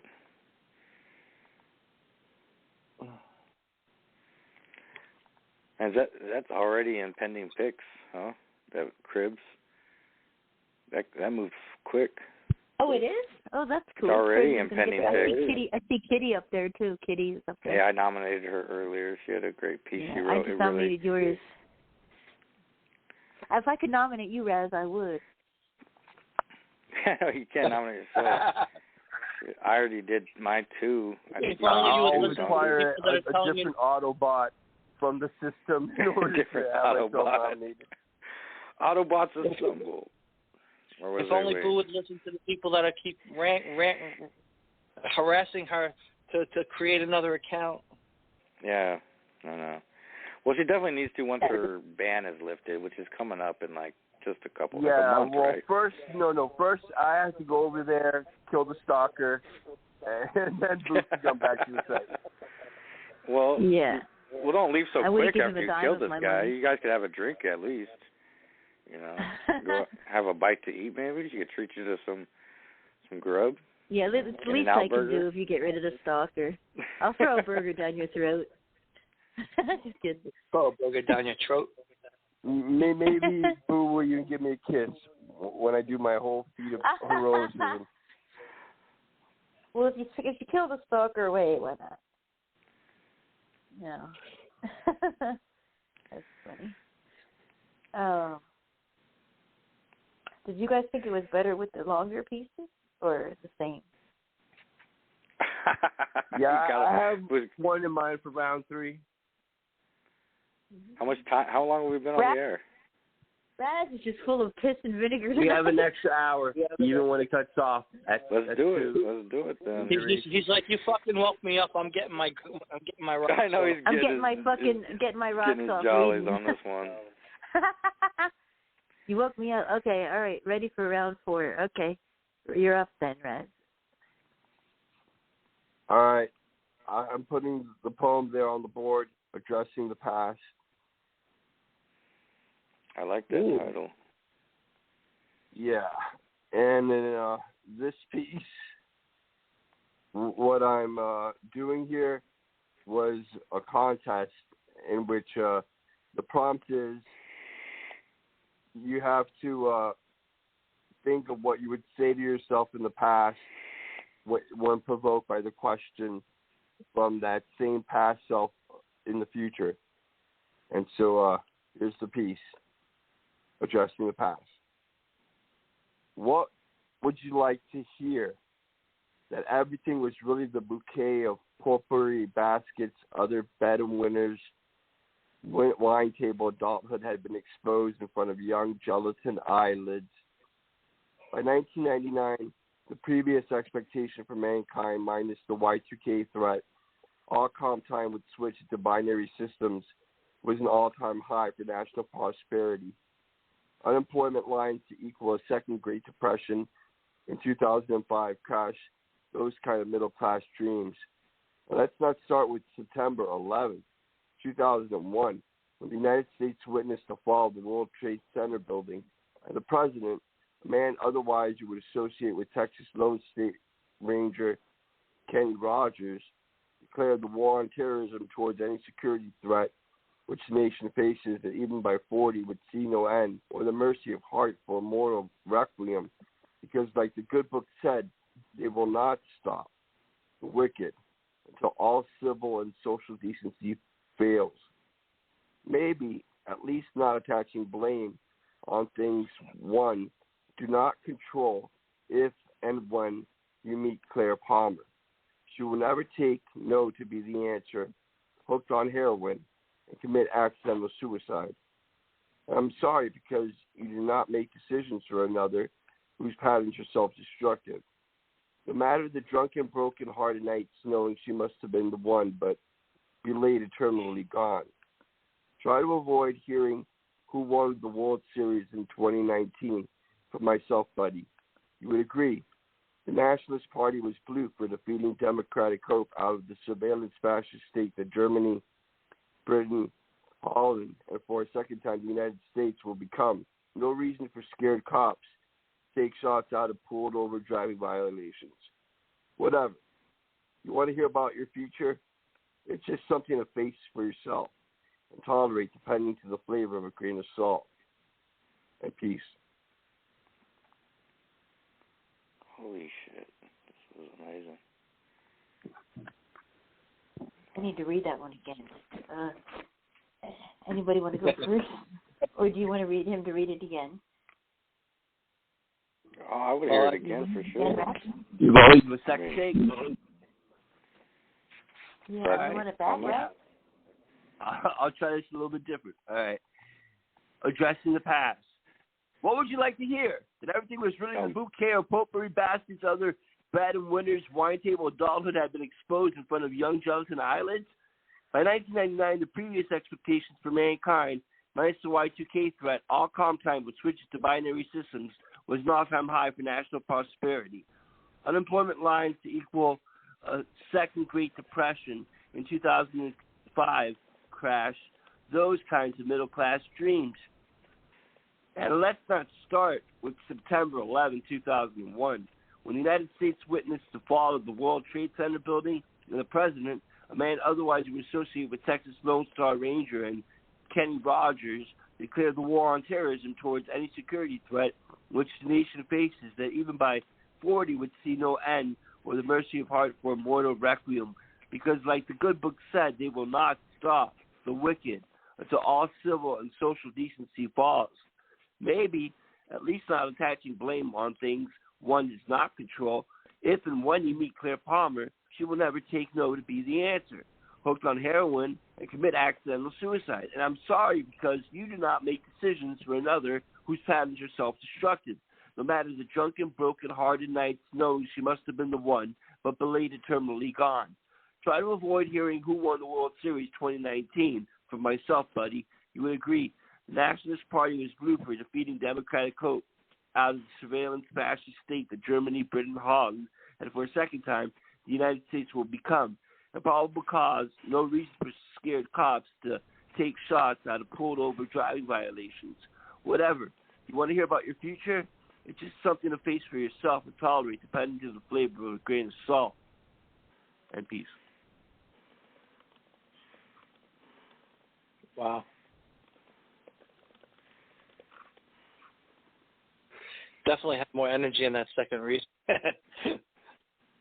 Yeah, I thought, let's do this like, the Beatles would working on the studio album, some entirely different version of the same material. You had shades of sinister in there. Change the pitch, the tone. It's not a softer, deeper bass like Barry Goodman, but it's the other guy who just wanted to they just tell you off even if you are their past self. They're just like a little too cynical about life now. Except the post-baby boom generation bash. Well, Rex, were you going to continue, or I can comment on this though. It screamed at me the first time. The second time, I didn't really listen because I already had heard it and felt it, and it had its impact. And I just decided to take that time to write my comment that I left him. But this is going to be, this is so there's there's a hidden message, there's a hidden value within this to himself. There's a hidden, and it's not even hidden. It's just colored in all this signs of the times that he doesn't, at the end fully admits, like, I don't care. You're gonna face this shit, and there's nothing I can tell you. You just gotta face it like I did. Be a big boy, which is so unfair, and not really an apology to yourself at all. But there is an apology here, in the meat of it, in the middle of it, in the depth of it, because he speaks to himself to forgive himself for not being able to, you can't control an addict, and that I don't want to, because I feel like I don't know if that's true. I don't know who that person is. I feel like it's a real person to you, and you call her the one. It's himself. It's himself. Claire Palmer. We dated in college, and man. Unfortunately, she died from heroin. Yeah, and that's the real meaning of this whole piece, is for him to say that to himself. That it's not his fault, and because you can't control another person, especially addict behaviors, and to forgive yourself for that. Yeah, I about cried the first time you got to that point, and I'm emotional right now, even just. I know you're not the emotional type, more or less, but I know you. I mean, so I don't want to fucking gross you out with my tears, but damn, Raz. This, and he it's really like all this flash of the times, all the horrible things. None of that shit really even matters when it comes down to it. It's that shit that matters. That unknown person, to the rest of the fucking world, but God damn it, he loved her, and that's the real shit, man. That's that real shit. Fuck, I don't want to get mad, damn. But also, he's probably wondering, what could I have done? What should I have done amidst all the other shit going on in the world? Like, at the core of it is, did I disappoint her? Did I let her down? Is it my fault? Even though it isn't.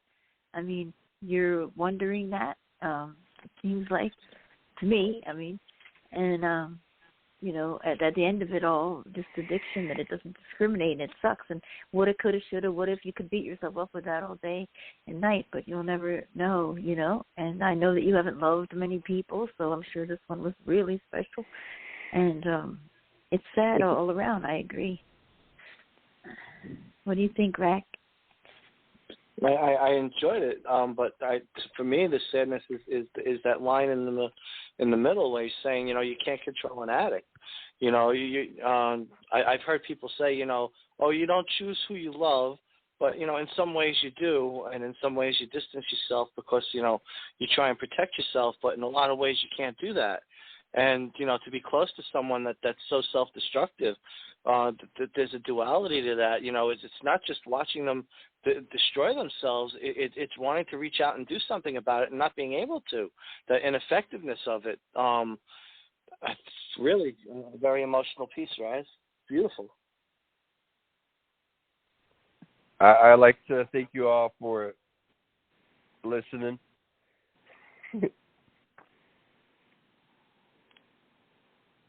Yeah, that concept got to me, period.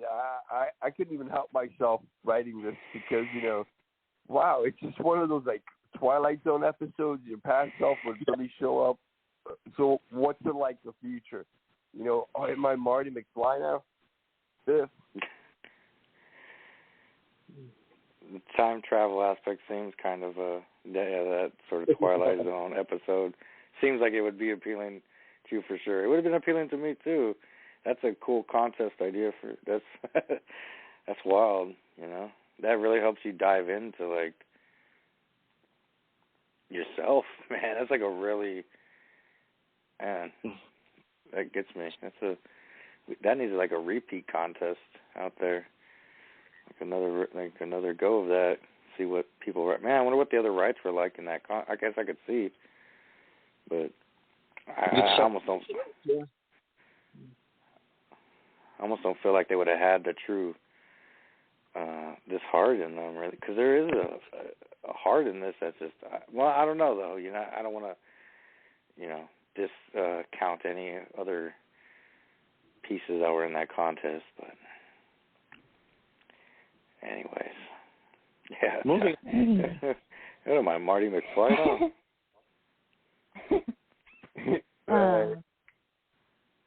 Raph, which one you want to read?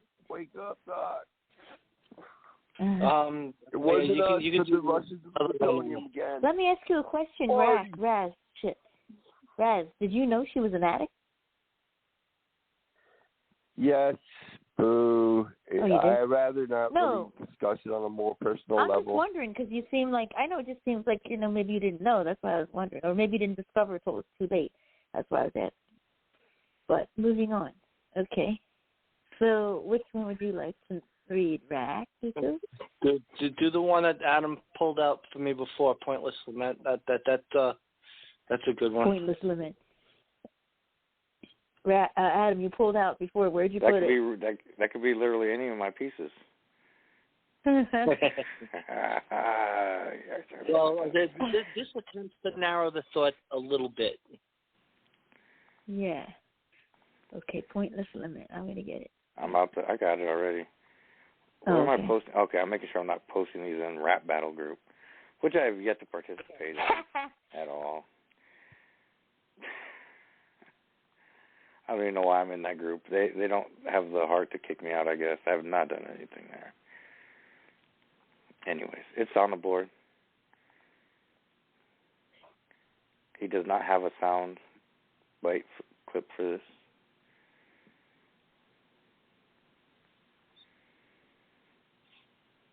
Can you read it for me, dude? Sure. I mean, just wait for someone to tell me to, or pick somebody. Get it. That sounded so flat. Can you read it for me? I asked Boo, but every time the opportunity came up, she tried to foist it off on you two. So she's got an aversion to reading my work, apparently. No, she's missing. You want me to read it? Do you want to read it? Yeah, he would like you to read it. Does it have to be a woman, a man? It doesn't matter. Okay. Pointless Lament. You have to be a tranny. Tranny, all right. I got to tell you. By Rack, Pointless Lament. My dreams of chasing rainbows through storm-laden skies now lie deteriorating behind ravaged eyes. I live in the shadows between the tick and the tock, that nagging feeling that strikes out of the blue, punctuated by the lump I get in my throat every time I think of you. At night, the heavens above mock me, attempting to replicate your gaze, only to remind me of the beauty that once set my heart ablaze. Seeking the best version of myself, my narrative becomes a whisper swallowed by a sigh, lost in a breeze as my life slowly passes me by. Mirrored in the delusion, I could inspire love through word or deed, crushed by the realization there was never any hope I could succeed. End poem. Oh! Huh. Well, this is kind of like somebody's, obviously, finally realizing that just to give it up, that it wasn't going anywhere, it's never going to go, it was never going to go anywhere. You should have seen the storms, but maybe you didn't bring your umbrella, and you live behind the shadows and watching the clock, and then it just comes out of the blue. That's like when you think about somebody you haven't thought about them for years or whatever, and then they just pop into your head, or you're just sitting there and you hear a song or whatever, and the person pops into your head, and then you start thinking about it and start overthinking about it, and then you're like, wonder what happened, where'd they go, wonder what they're doing, and then all that other stuff, and then the heavens mock you, but you still think she's beautiful. You wonder what happened. She used to make your heart on fire. Now, you know how love turns to hate so easily, quickly. And then at the end, you finally have the realization that it's never going to work out, and it probably never would have, and you were a fool, and all the other shit that we beat ourselves up for. Yeah, been here before. And then it's pointless, too, because you already knew. You knew before it even started that it was over. So, yeah, this is a good one. And a sad one in the Hurt Locker. Good.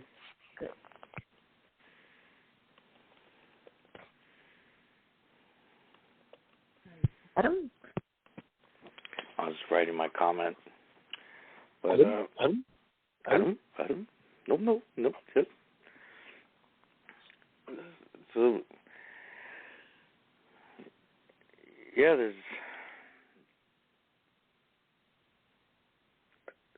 I feel like there's a complete swallow up of or loss of self, and that second to last stanza really, man, that really hammered it. Before the last stanza, that second stanza really hit me more so. I would just want to read again. Seeking the best version of myself, my narrative becomes a whisper swallowed by a sigh, lost in a breeze as my life slowly passes me by. And it's just, that's what's left in all the trying and all the wishing, wanting, dreaming, trying to be. The self has completely just been lost, and it's like a sudden realization too. It's almost, it gives me this idea of like living your life, like you're living for this beauty, you know, of living, and then you look at the, you know, it's like a Dorian Gray, and you look at the portrait of yourself, and you just suddenly age all that time, and you're not, there's nothing left. It's like it passed you by in an instant. All the, I don't know, man, this is an amazing piece, man. It really touched me, especially that fucking second last stanza is when it really hit me hard. You know, it really hit me there, just because it's so well descriptive of like the essence of the self just disappeared.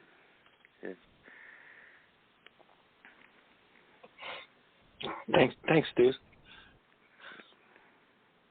Don't you wonder, like, too, like, fuck, man, how much heartbreak can one person take? You know? It just, like, yeah, it really strikes me.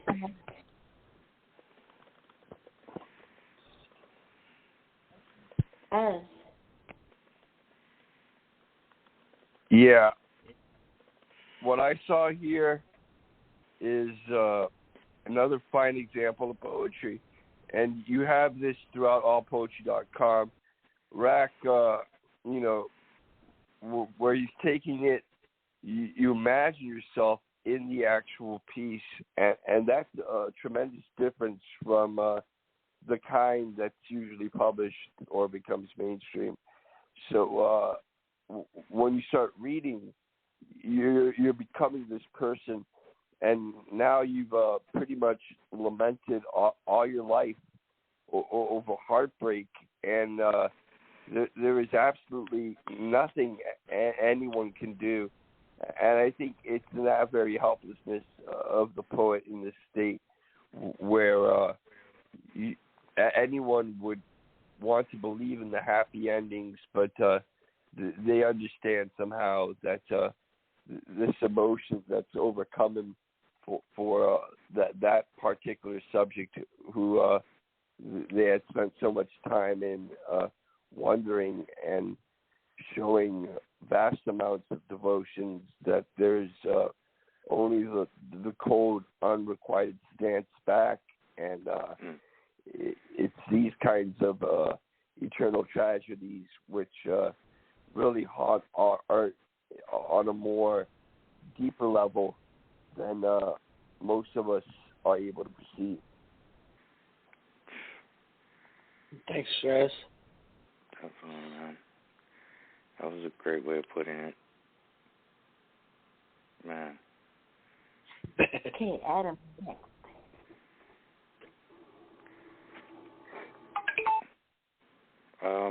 Boo, if you have one, go ahead, and we can stay flip-flopped. I'm going to keep looking for one. One that you haven't. Doesn't wear flip-flops. All right, I'll go. If you're not ready, then I'll go with one. Okay. Yeah. Sorry. I'm not sure how much I want to go with this one, but I will go with it. This is called Live in Color. What's your favorite color? Not in Live in Color, but live in color.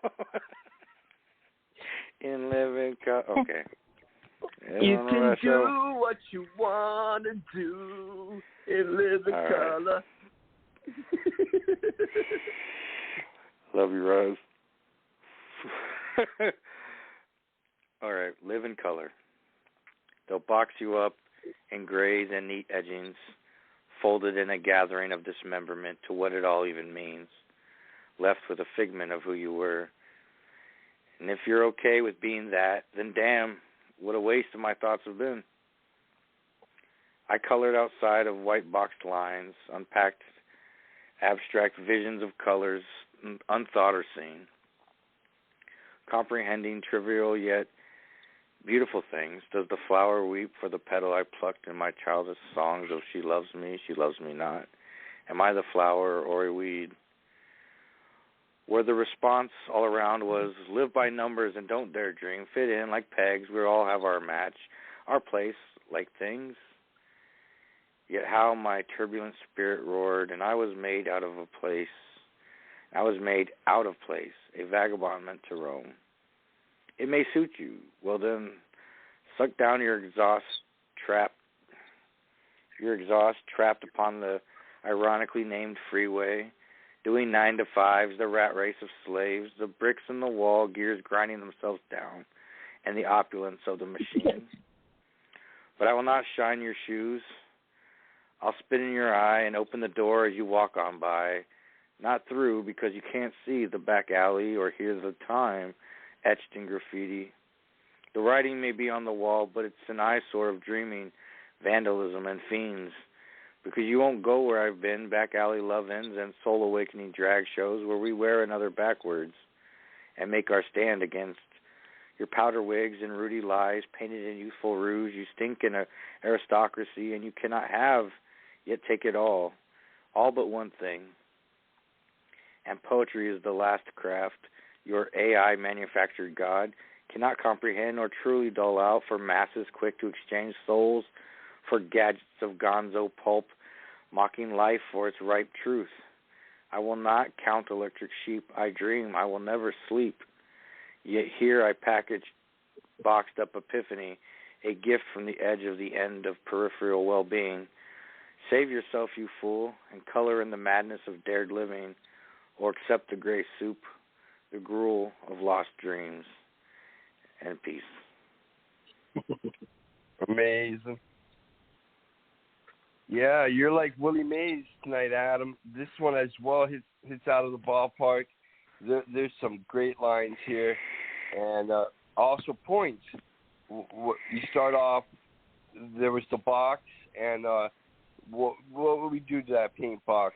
How do we color or describe our own form of distinction?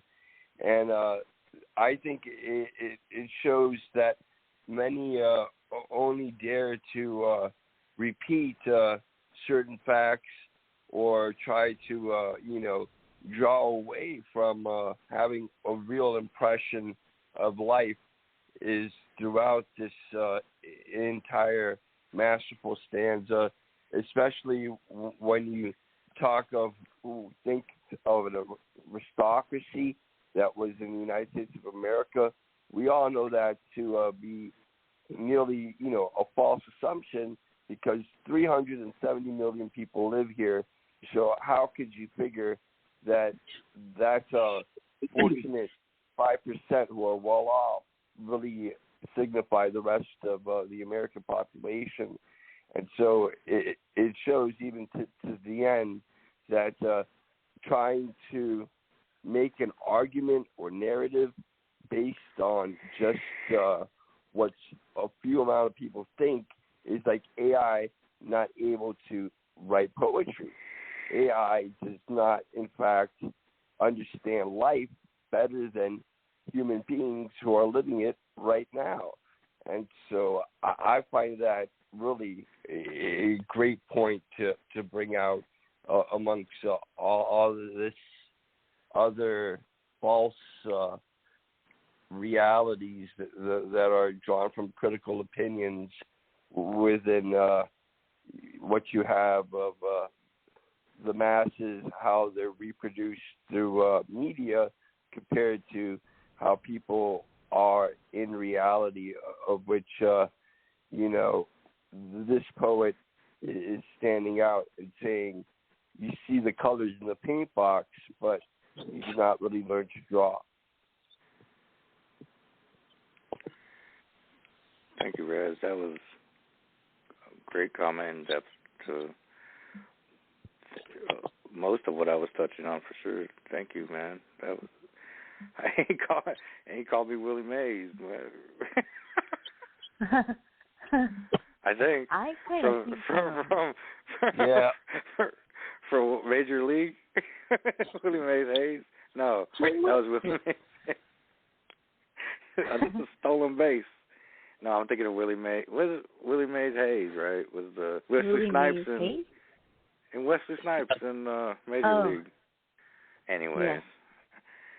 This to me says something different. Like, you colored outside the lines, right? You didn't live by the rules. You did things your way, but everybody's still a fucking drone. No one else is original. You're disappointed actually with people and with life that they didn't follow more of your lead. And what happened to the childhood, like, innocence of youth, like you say, with the flower when she loved me and she loved me not. And then you don't fit in. You're your own person. You walk, you do your own thing, and you're original, but they don't like that either. So who the fuck are you supposed to be? Are you supposed to fit? Are you not supposed to fit?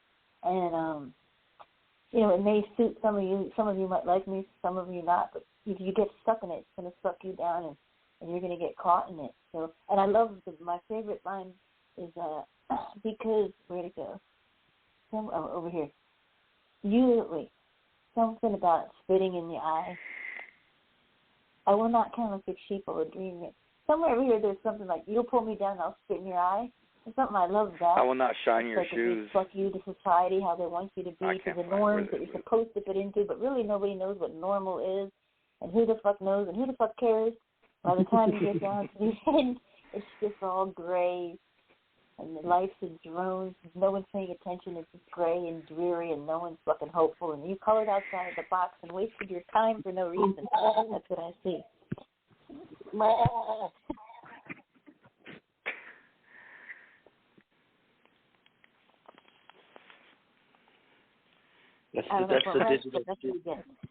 That's a digital sheep.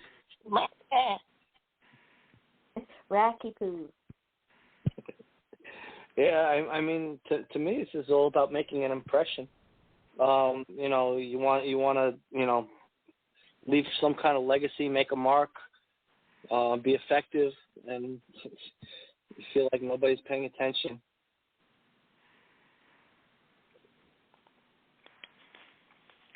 Well, thank you guys. Yeah, that's. There was more of a societal message to this, but the personal message is there too, and what Boo was saying, all three of you touched on different sides of the same triangle.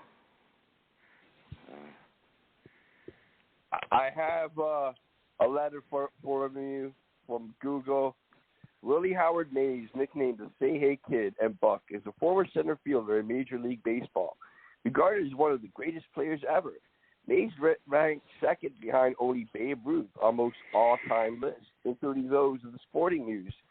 24 New York Mets center fielder, born in May 6 of 1931, Westfield, Alabama. He is now exactly 92 years old. You said, I will not shine your shoes, I will spit in your eye. That's what I like. Yeah, I knew he was a legend. I was trying to defer and, deflect that and go to Willie Mays Hayes. Yeah, we should not forget Willie Mays. Which baseball fans, all those legends are close to their mind. Your poem to me also kind of said, what's the point? Because, it's all going to fucking end, and really nobody's paying attention or cares, so fuck it. Kind of sick. Did I get that? what I got. Raz, did I get that right? The idea that the nanobot apocalypse is the gray soup, right? That's what I thought it was called, the gray soup. I was reaching. Of course. Right. No. It's not even that. What it comes down to with technology trying to destroy the world is anything productive. It's even more appalling that AI does not learn how to think like human beings. That's what really upsets me about how much more misinformation is drawn here on that subject of science.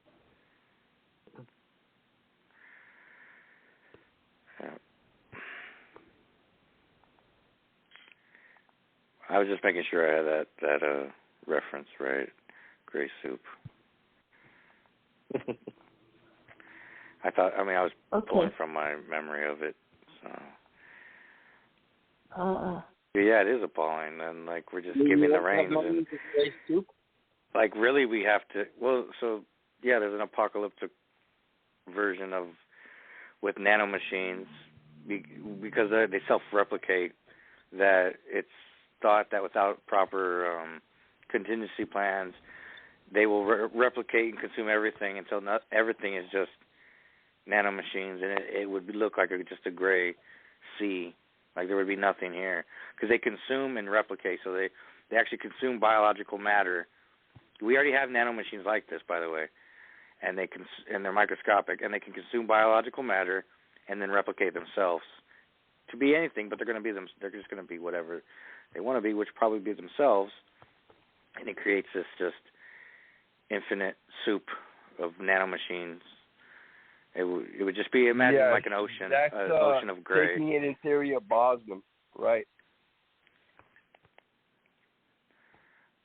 That's the idea behind the Borg on Star Trek. In that theory, you see, if you over-replicate the very byproduct of what there is of the world, even through nanotechnology, all that's finally left are those nanobots by the sum of the entire equation of the world, in theory. Nanobots are the cockroaches of AI. Really, though?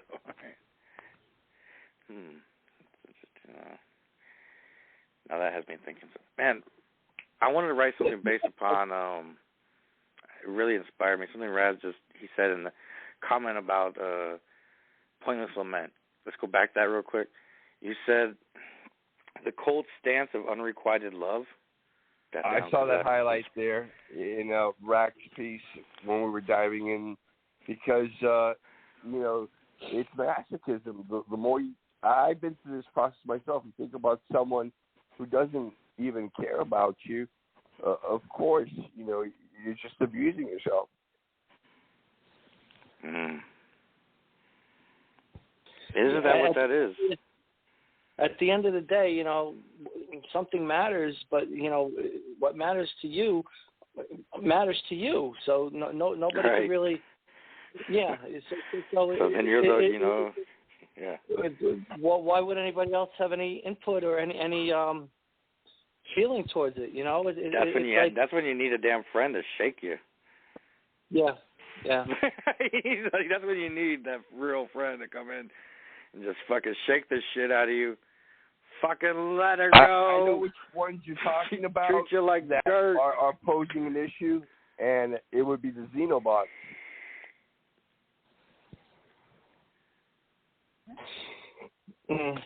What kind of nanotechnology? Yeah, there is the xenobots, they can self-replicate. And this is only, and that's what's known, right? But what's in the experimental or the military applications, which are hidden before they even get the private sector and before it's even public. So the military grade technology is so much further ahead. I guarantee there's already a super AI aware and capable. It's not plugged into the internet. They just leak it, chunks of information at a time. You know what I'm saying? I don't doubt it. I mean, you're using the whole Salt Lake. The whole Salt Lake. Yeah, you have Lake Mead and Lake Powell now dehydrating to the point that it's never going to be filled again, Right, but they say it's only because of the NSA, right? And they claim it's in the Salt Lake too, and they say it's only for the cool down, the NSA computers that store all the information they're thieving all the time. That would be the one at Fort Ames or Fort Meade, yeah. But come on, I almost feel like it's goddamn thing that happens on the planet recorded in those computer bases. Right. Every this right now, our phone conversation plus the live broadcast of Blog Talk is being recorded and taken down. Like everything, every picture you send, every call you make, every exchange, text, call, it's all over the world is being saved and data collected. Wild shit. But, I mean, some of that information is so small. Well, that's what the I AI don't know, has. But, the keywords. It doesn't require AI for them to record. So what I'm thinking is what if there's really a super AI already a super AI already made, but like to cool that system, that computer's to cool that down, that would take a lot. Yeah, I don't know what's next. We're gonna use the ocean to cool these fucking what's the word? If they're even describing it to be a cooling period, it has to be from all the atomic testing that's been going on in that region of Nevada, since the 40s. There's finally that level of a consequence on an environmental impact of which these lakes, they're not coming back, and the water shortage goes on within Arizona, New Mexico, and Nevada. Right, that is true. And they did continue testing underground as well. Once they stopped doing above ground testing for another who knows how much longer. But now we know any country detonates a nuke underground, I'm pretty sure we know when people do detonate nukes underground to test them. But the public doesn't get to know all that. We don't get to know when that's happening. We just get to know when North Korea fails another. Information semi-classified, and then what's released to the public is practically for our own imagination or form of science fiction. Right. What about this fucking spy balloon, man? Think about the balloon, spy balloon. Such a fiasco. Such a fiasco. That was a freaking hoax. The whole balloon. It was the CIA just pretending that these Chinese air balloons ever pose a threat, and then you find out, no, the NSA has known for years that they're of no actual national consequence or risk. Right. And scaring us all over the balloons. Just trying to scare us, just trying to create some sort of fever pitch moment and like a hysteria. But really, we look foolish because even if it was a threat, it's like, why did you allow it? Why would you allow it even over our soil? You're tracking it. That's how much you can trust the CIA with not wanting to scare you. God. Is Boo still around? What we're gonna do? What were we doing, y'all? You're have a piece to share? Just been waiting for you guys to finish. That's all. She has a piece to share. Wait, did she? Right? Yeah. Yeah. It's She's patiently waiting. It's something unique, I think. I hope, anyway. Okay, so this is called Necrophilia Nightcap. That sounds fun. Okay, wait. I gotta fix this. Hold on. Goddamn. Death and liquor. No, I fucked up. Okay, wait a second. This was a weird prompt about, like, think of something, like, totally, like, taboo. So I was like, okay, necrophilia is the way to go. Wait, I gotta fix one thing. Please lay your... Okay. Hips, I forgot. I put it up for the hips because it's so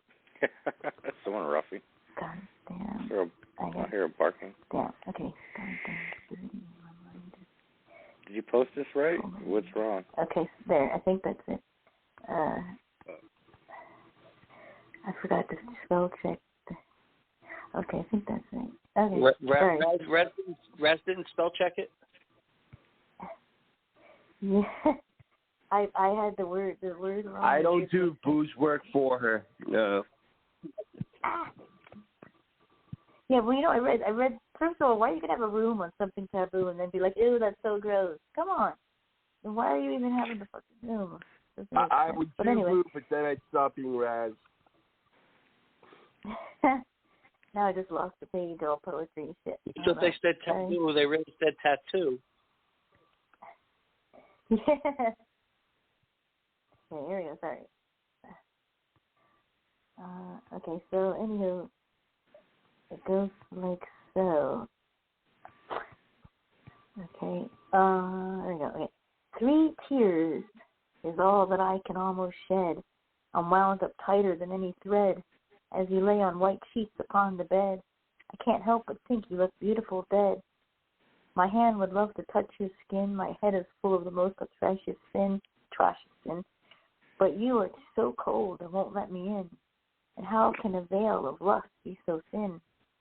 You can not only be any older than 30, the way your hips curve is so goddamn flirty. And my mind is full of images deliciously dirty.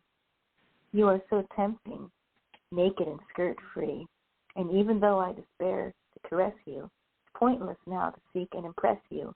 My job is to clean, arrange, and dress you, make you up to look just like the best do. But only my lovely corpse I have a need to see you buried carrying my seed. Nobody will ever know, for secrecy I plead. You will look beautiful in spite of my wicked deed. End poem. Wow. That is dark and dirty. And what an interesting perspective. You put yourself in the guy's shoes. It's a mortician, I guess, right? He's doing up the so supposed to get him, or it could be, I guess, but they're getting them ready for their service or burial, and just dang, that is a very dark and taboo thing you wrote about, necrophilia nightcap. I was hoping there was going to be a drink there and involved in the nightcap. I was thinking I was going to imagine some crazy person has their partner dead still, and they're having a drink and I don't know. The title had me going a whole different thought, but it still works. No, I should put a drink in there. That's a good suggestion. Because a nightcap can also be a rendezvous. So people say let's have a nightcap, and they mean let's go have sex. So it works still though. I think it. I mean, I wanted it to be funny, and it wasn't so much funny. I was hoping it was going to be I guess I was hoping it was going to tackle it enough. That was sexual, Boo. Well, right. It was.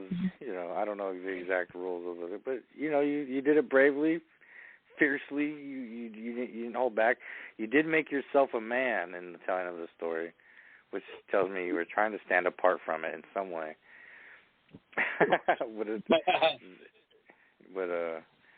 Right.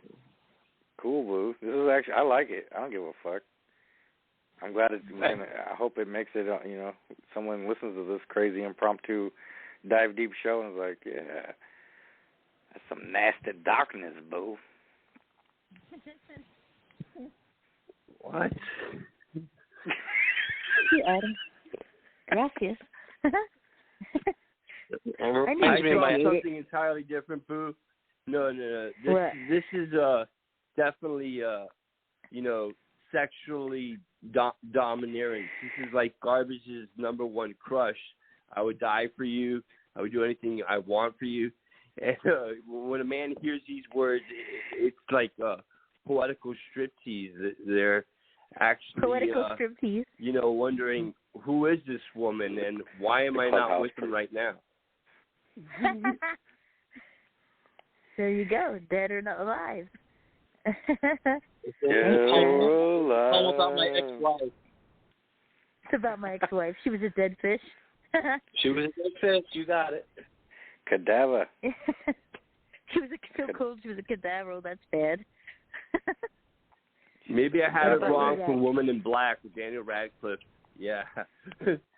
I didn't see her dead. No, I think that's a position she puts herself in, not wanting to be so open and forward with this other person, because on a subconscious level, while she's dominating the partner or giving them that level of a striptease, a part of her knows, well, they shouldn't be, actually begging for more.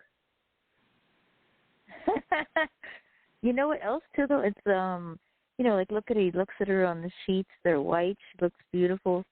He's like taken by her, but doesn't know why. It's sort of mysterious, I guess. But and he probably knows he shouldn't be thinking that, but yet he is. Right. So, I don't know. What do you think, Raph? It's often, easy to confuse this one subject that there's like death or necrophilia. What there was, they're literally into sex again. What you have in Freudian psychology. Yes, I think it was sex on the mind, Raz. But yeah, I'm just kidding. But yeah, no, let's give you that. I mean, sometimes a cigar is just a cigar. But also, when somebody's in that state, they look peaceful. Finally, like they're not breathing, and they look like So I got a question calm, for you, Boo. Before we, why did you choose to write from the male perspective about a woman rather than a woman towards the male? It's about a stiff.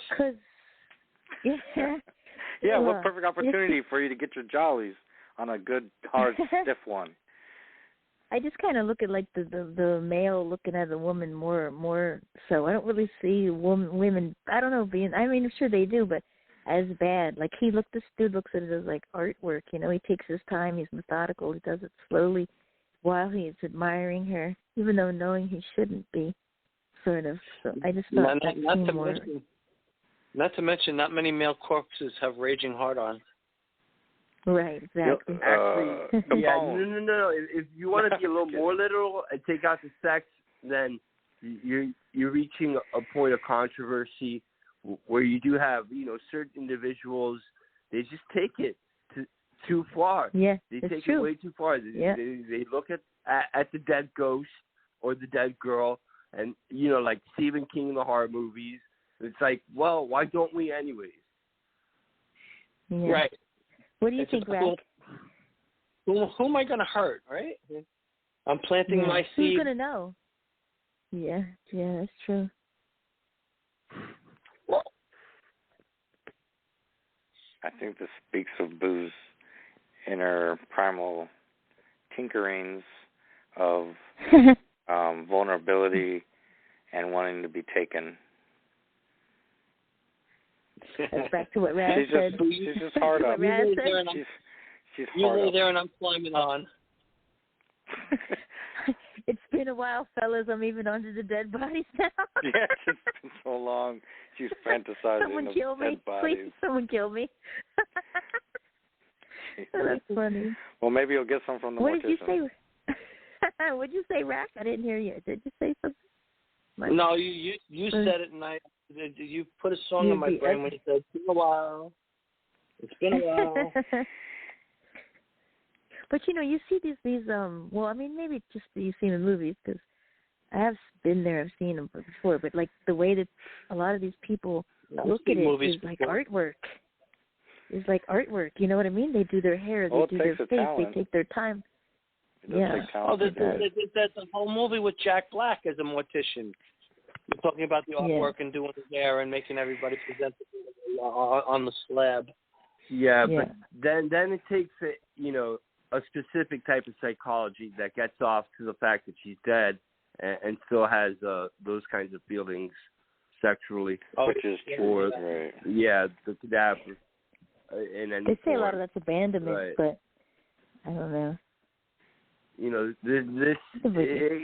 That's the worst part about it, because I think that anyone knows it's wrong to want to fuck a corpse, but it is. It is. What can you do then? Damn it.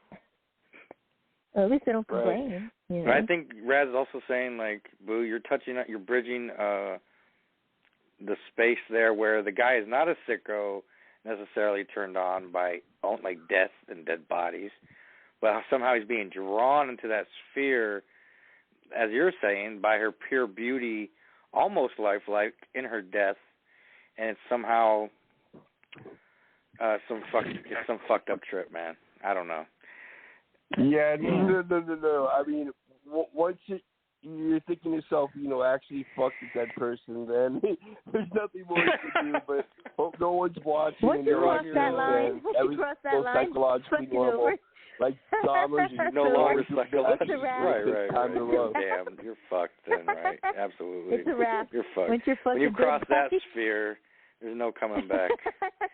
That's a sphere, not here's the a cross. question, though. This is what somebody asked me when I read it earlier. Does it matter how dead they are? Oh, that's fucked up. That makes me think of Shameless. That's fucked up. Yeah, he's like, that makes me think of something weird. So there's, I don't know, who's seen Shameless, the American version? Never mind. We'll not go into it. Yes, Shameless the show. There's a woman who's known as a butterface. Funny enough, the main character, the guy, William H. Macy, he's the male butterface, by the way, of the bar. Like, the women think he's attractive, just not his face. And he's supposed to be hung, too. But either way, so Butterface, the chick from the bar, the regular, is dying. She's waiting for a heart transplant, a very rare heart transplant she needs. It's like, she's such a long shot, but she has a pager and everything. And you know how he is. He's just a lech, and he's just latching onto her to use her to his own ends and motives. Well, finally, in the end, he does. So she gets the page. He hides that fact from her, that she got the page. She got the call for the heart. At this point, she says, oh, my God, I have no chance. And earlier, she wanted to fuck him, but she was like, if we fuck, I'm going to die. My heart cannot stand to go over this rate. And so she says, fuck it. Let's just fuck until I die. And so they do. Oh, shit. And then he's thinking of, he gives this weird thought, this weird line. He's like, that she's still very warm. And it's almost like he wants to go again. Like he went, she died on the bed. Now she's dead and it's over. And he almost wants to go again because she's so warm. So that idea of how dead are they? Of course it fucking matters. Anyways. Of course it matters. Yeah, no. It's not like, they're just freshly dead, so it's okay. You get a... Yeah, they're morally dead. Well, it's like 5 minutes. I mean... Dead is dead. Or we can go to Clerks. The idea of Clerks. The girl thinks her boyfriend's in the bathroom. It was an old man went to jack off to some porno. He's in there with a still existing heart-on. She fucks him, though he is dead. And at the end of the episode, the movie Clerks, the first one, he's taken out on a fucking stretcher because he's dead. And she realizes, oh my God, I fucked the dead man in the bathroom in the dark. Right. So that would be fucked up. Rigor mortis. Gives an all new meaning. Yeah.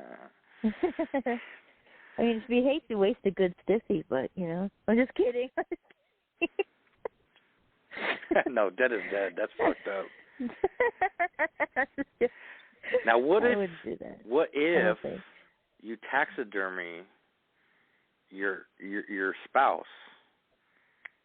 Okay, I guess this only works if they're a woman. And then you put an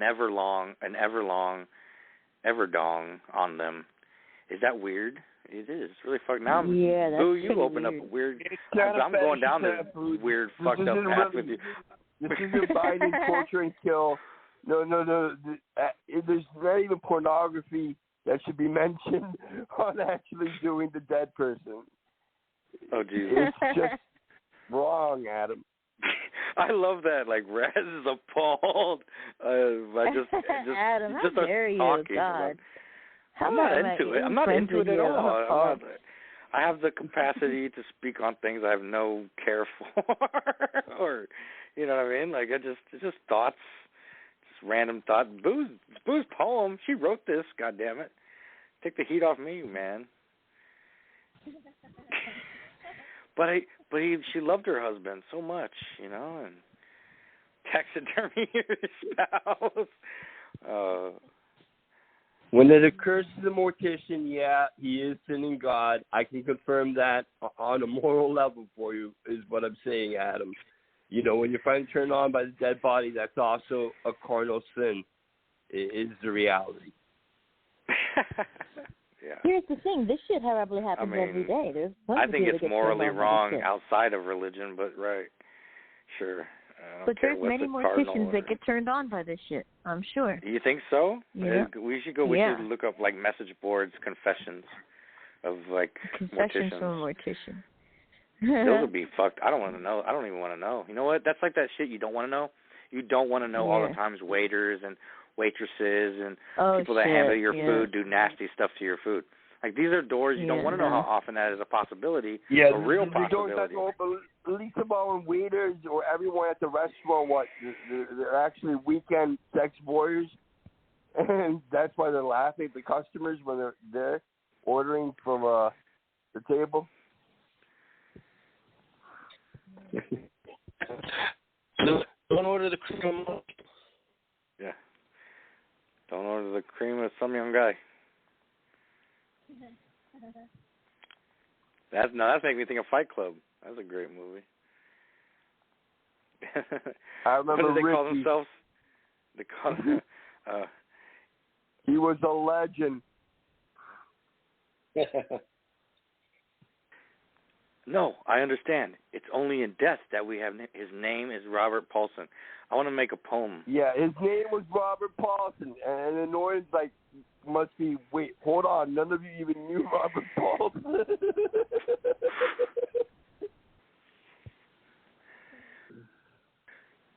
In death, we have a name. That's fucking... Oh, man. You know, there's sequels to that, but they're graphic novels. I've read the second one. The sequel to Fight Club. Yeah, I saw the graphic novel too, one. And then it becomes an affair. Fight Club is world terrorism. Then you realize, like, the disease of Tyler Durden is an inherited disease. That his father was Tyler Durden before he was. It's a weird thing, and like he's afraid for his child. But that's like the whole other layer outside just appreciating a really good Hollywood film by Fight Club. What there is of the second part, Norton had really always been comfortable even with the fact he was Tyler Durden. Right. Man, that movie blew me away when I was young. You know, it came out, I think I was 14 or watched the fuck out of it with my best friend, man. We were like so into that shit. And then I finally read the book later, and I was like, damn, that was his first fucking write, too. And originally, you know, they were passing on it, like, to even be published. Like, publishers were passing on this. And it took, like, a few critics to actually spotlight and put a light on it, that it was actually great work, great satirical work. And then Hollywood got a hold of it, and that was it.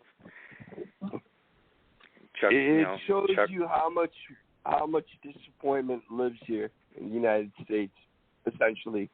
Why Fight Club is just a group of people who, you know, are engaging in random acts of violence to the recreational purpose and then turn it into something entirely different, an actual group of terrorists.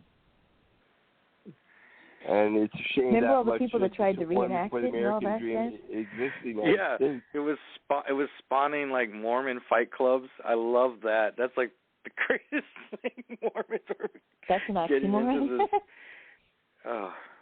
Yeah, it was, which is funny because it's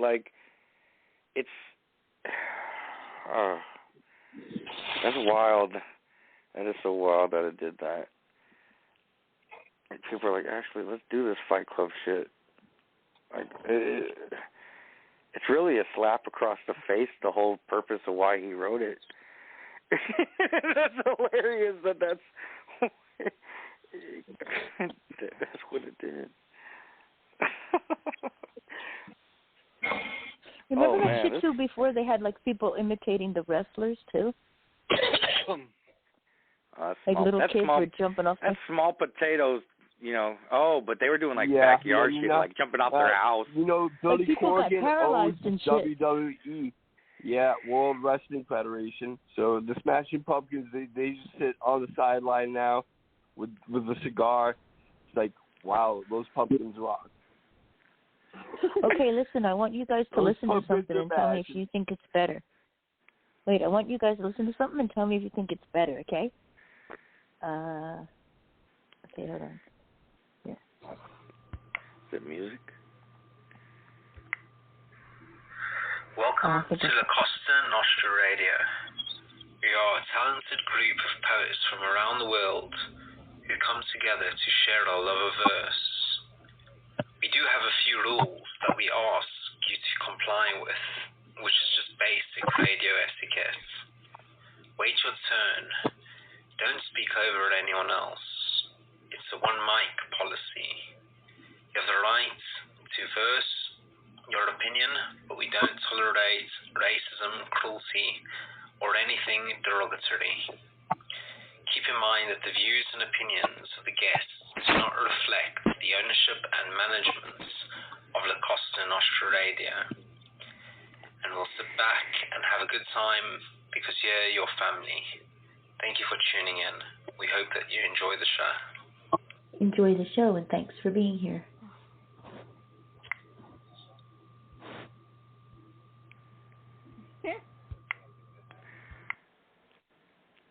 Yeah, no, it sounds slightly pretty much like all the other disclaimers, but it's a great way to start the program. All right, Boo, seems a little listless. You want to call it the night shift? Right here. Yeah, I mean, I guess Boo dropped. Guys? I mean, we're ready. I mean, 4 a.m. I feel like jacked. I feel all jazzed up though now, and I know where to go. I feel like but really we've been here for like almost 3 hours, so I have a hard time letting go. You know what I mean? We all have to come to that point. That's why there's a knob at the end. We move on. Yeah. That's why you just say, sorry for your luck, sucker. I got, this has been a good show. It's been cool, getting a little deeper. I feel like I it was good to practice it a little bit because I feel like, sometimes I feel I didn't comment. I mean, I guess, it's a conversation, really. It's between all of us, maybe and speaking on the pieces when we do this for real as a show where we spotlight one person. It will help. The diving in will be, us all separated, but also our conversations together about a piece will probably help aliven it and illuminate it in ways maybe the author didn't necessarily intend or didn't think of at a particular angle. I feel like I see where I need to work on, where I'm coming from though, and pursuing this further, for sure. Anyhow, yeah, it's been a great show. Yeah, no, we're gonna try to do this again with an entirely different dive. So anyone who hears this recording, this is gonna be the special, and we're gonna find an individual writer within the site, maybe more than one time, that we want to analyze and have better presented for the listener to understand our different perspectives of why they are a significant contribution to literary society. Yeah, so we have all that down on the record for the board.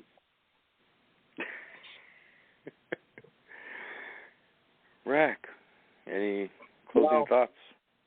No. All right, man. Well said. Great night, fellas. And Boo. All right. Boo. Yeah, everyone's nighty-night. Nighty-night. Yeah, tell Boo stop drinking embalming fluid. That girl is poison.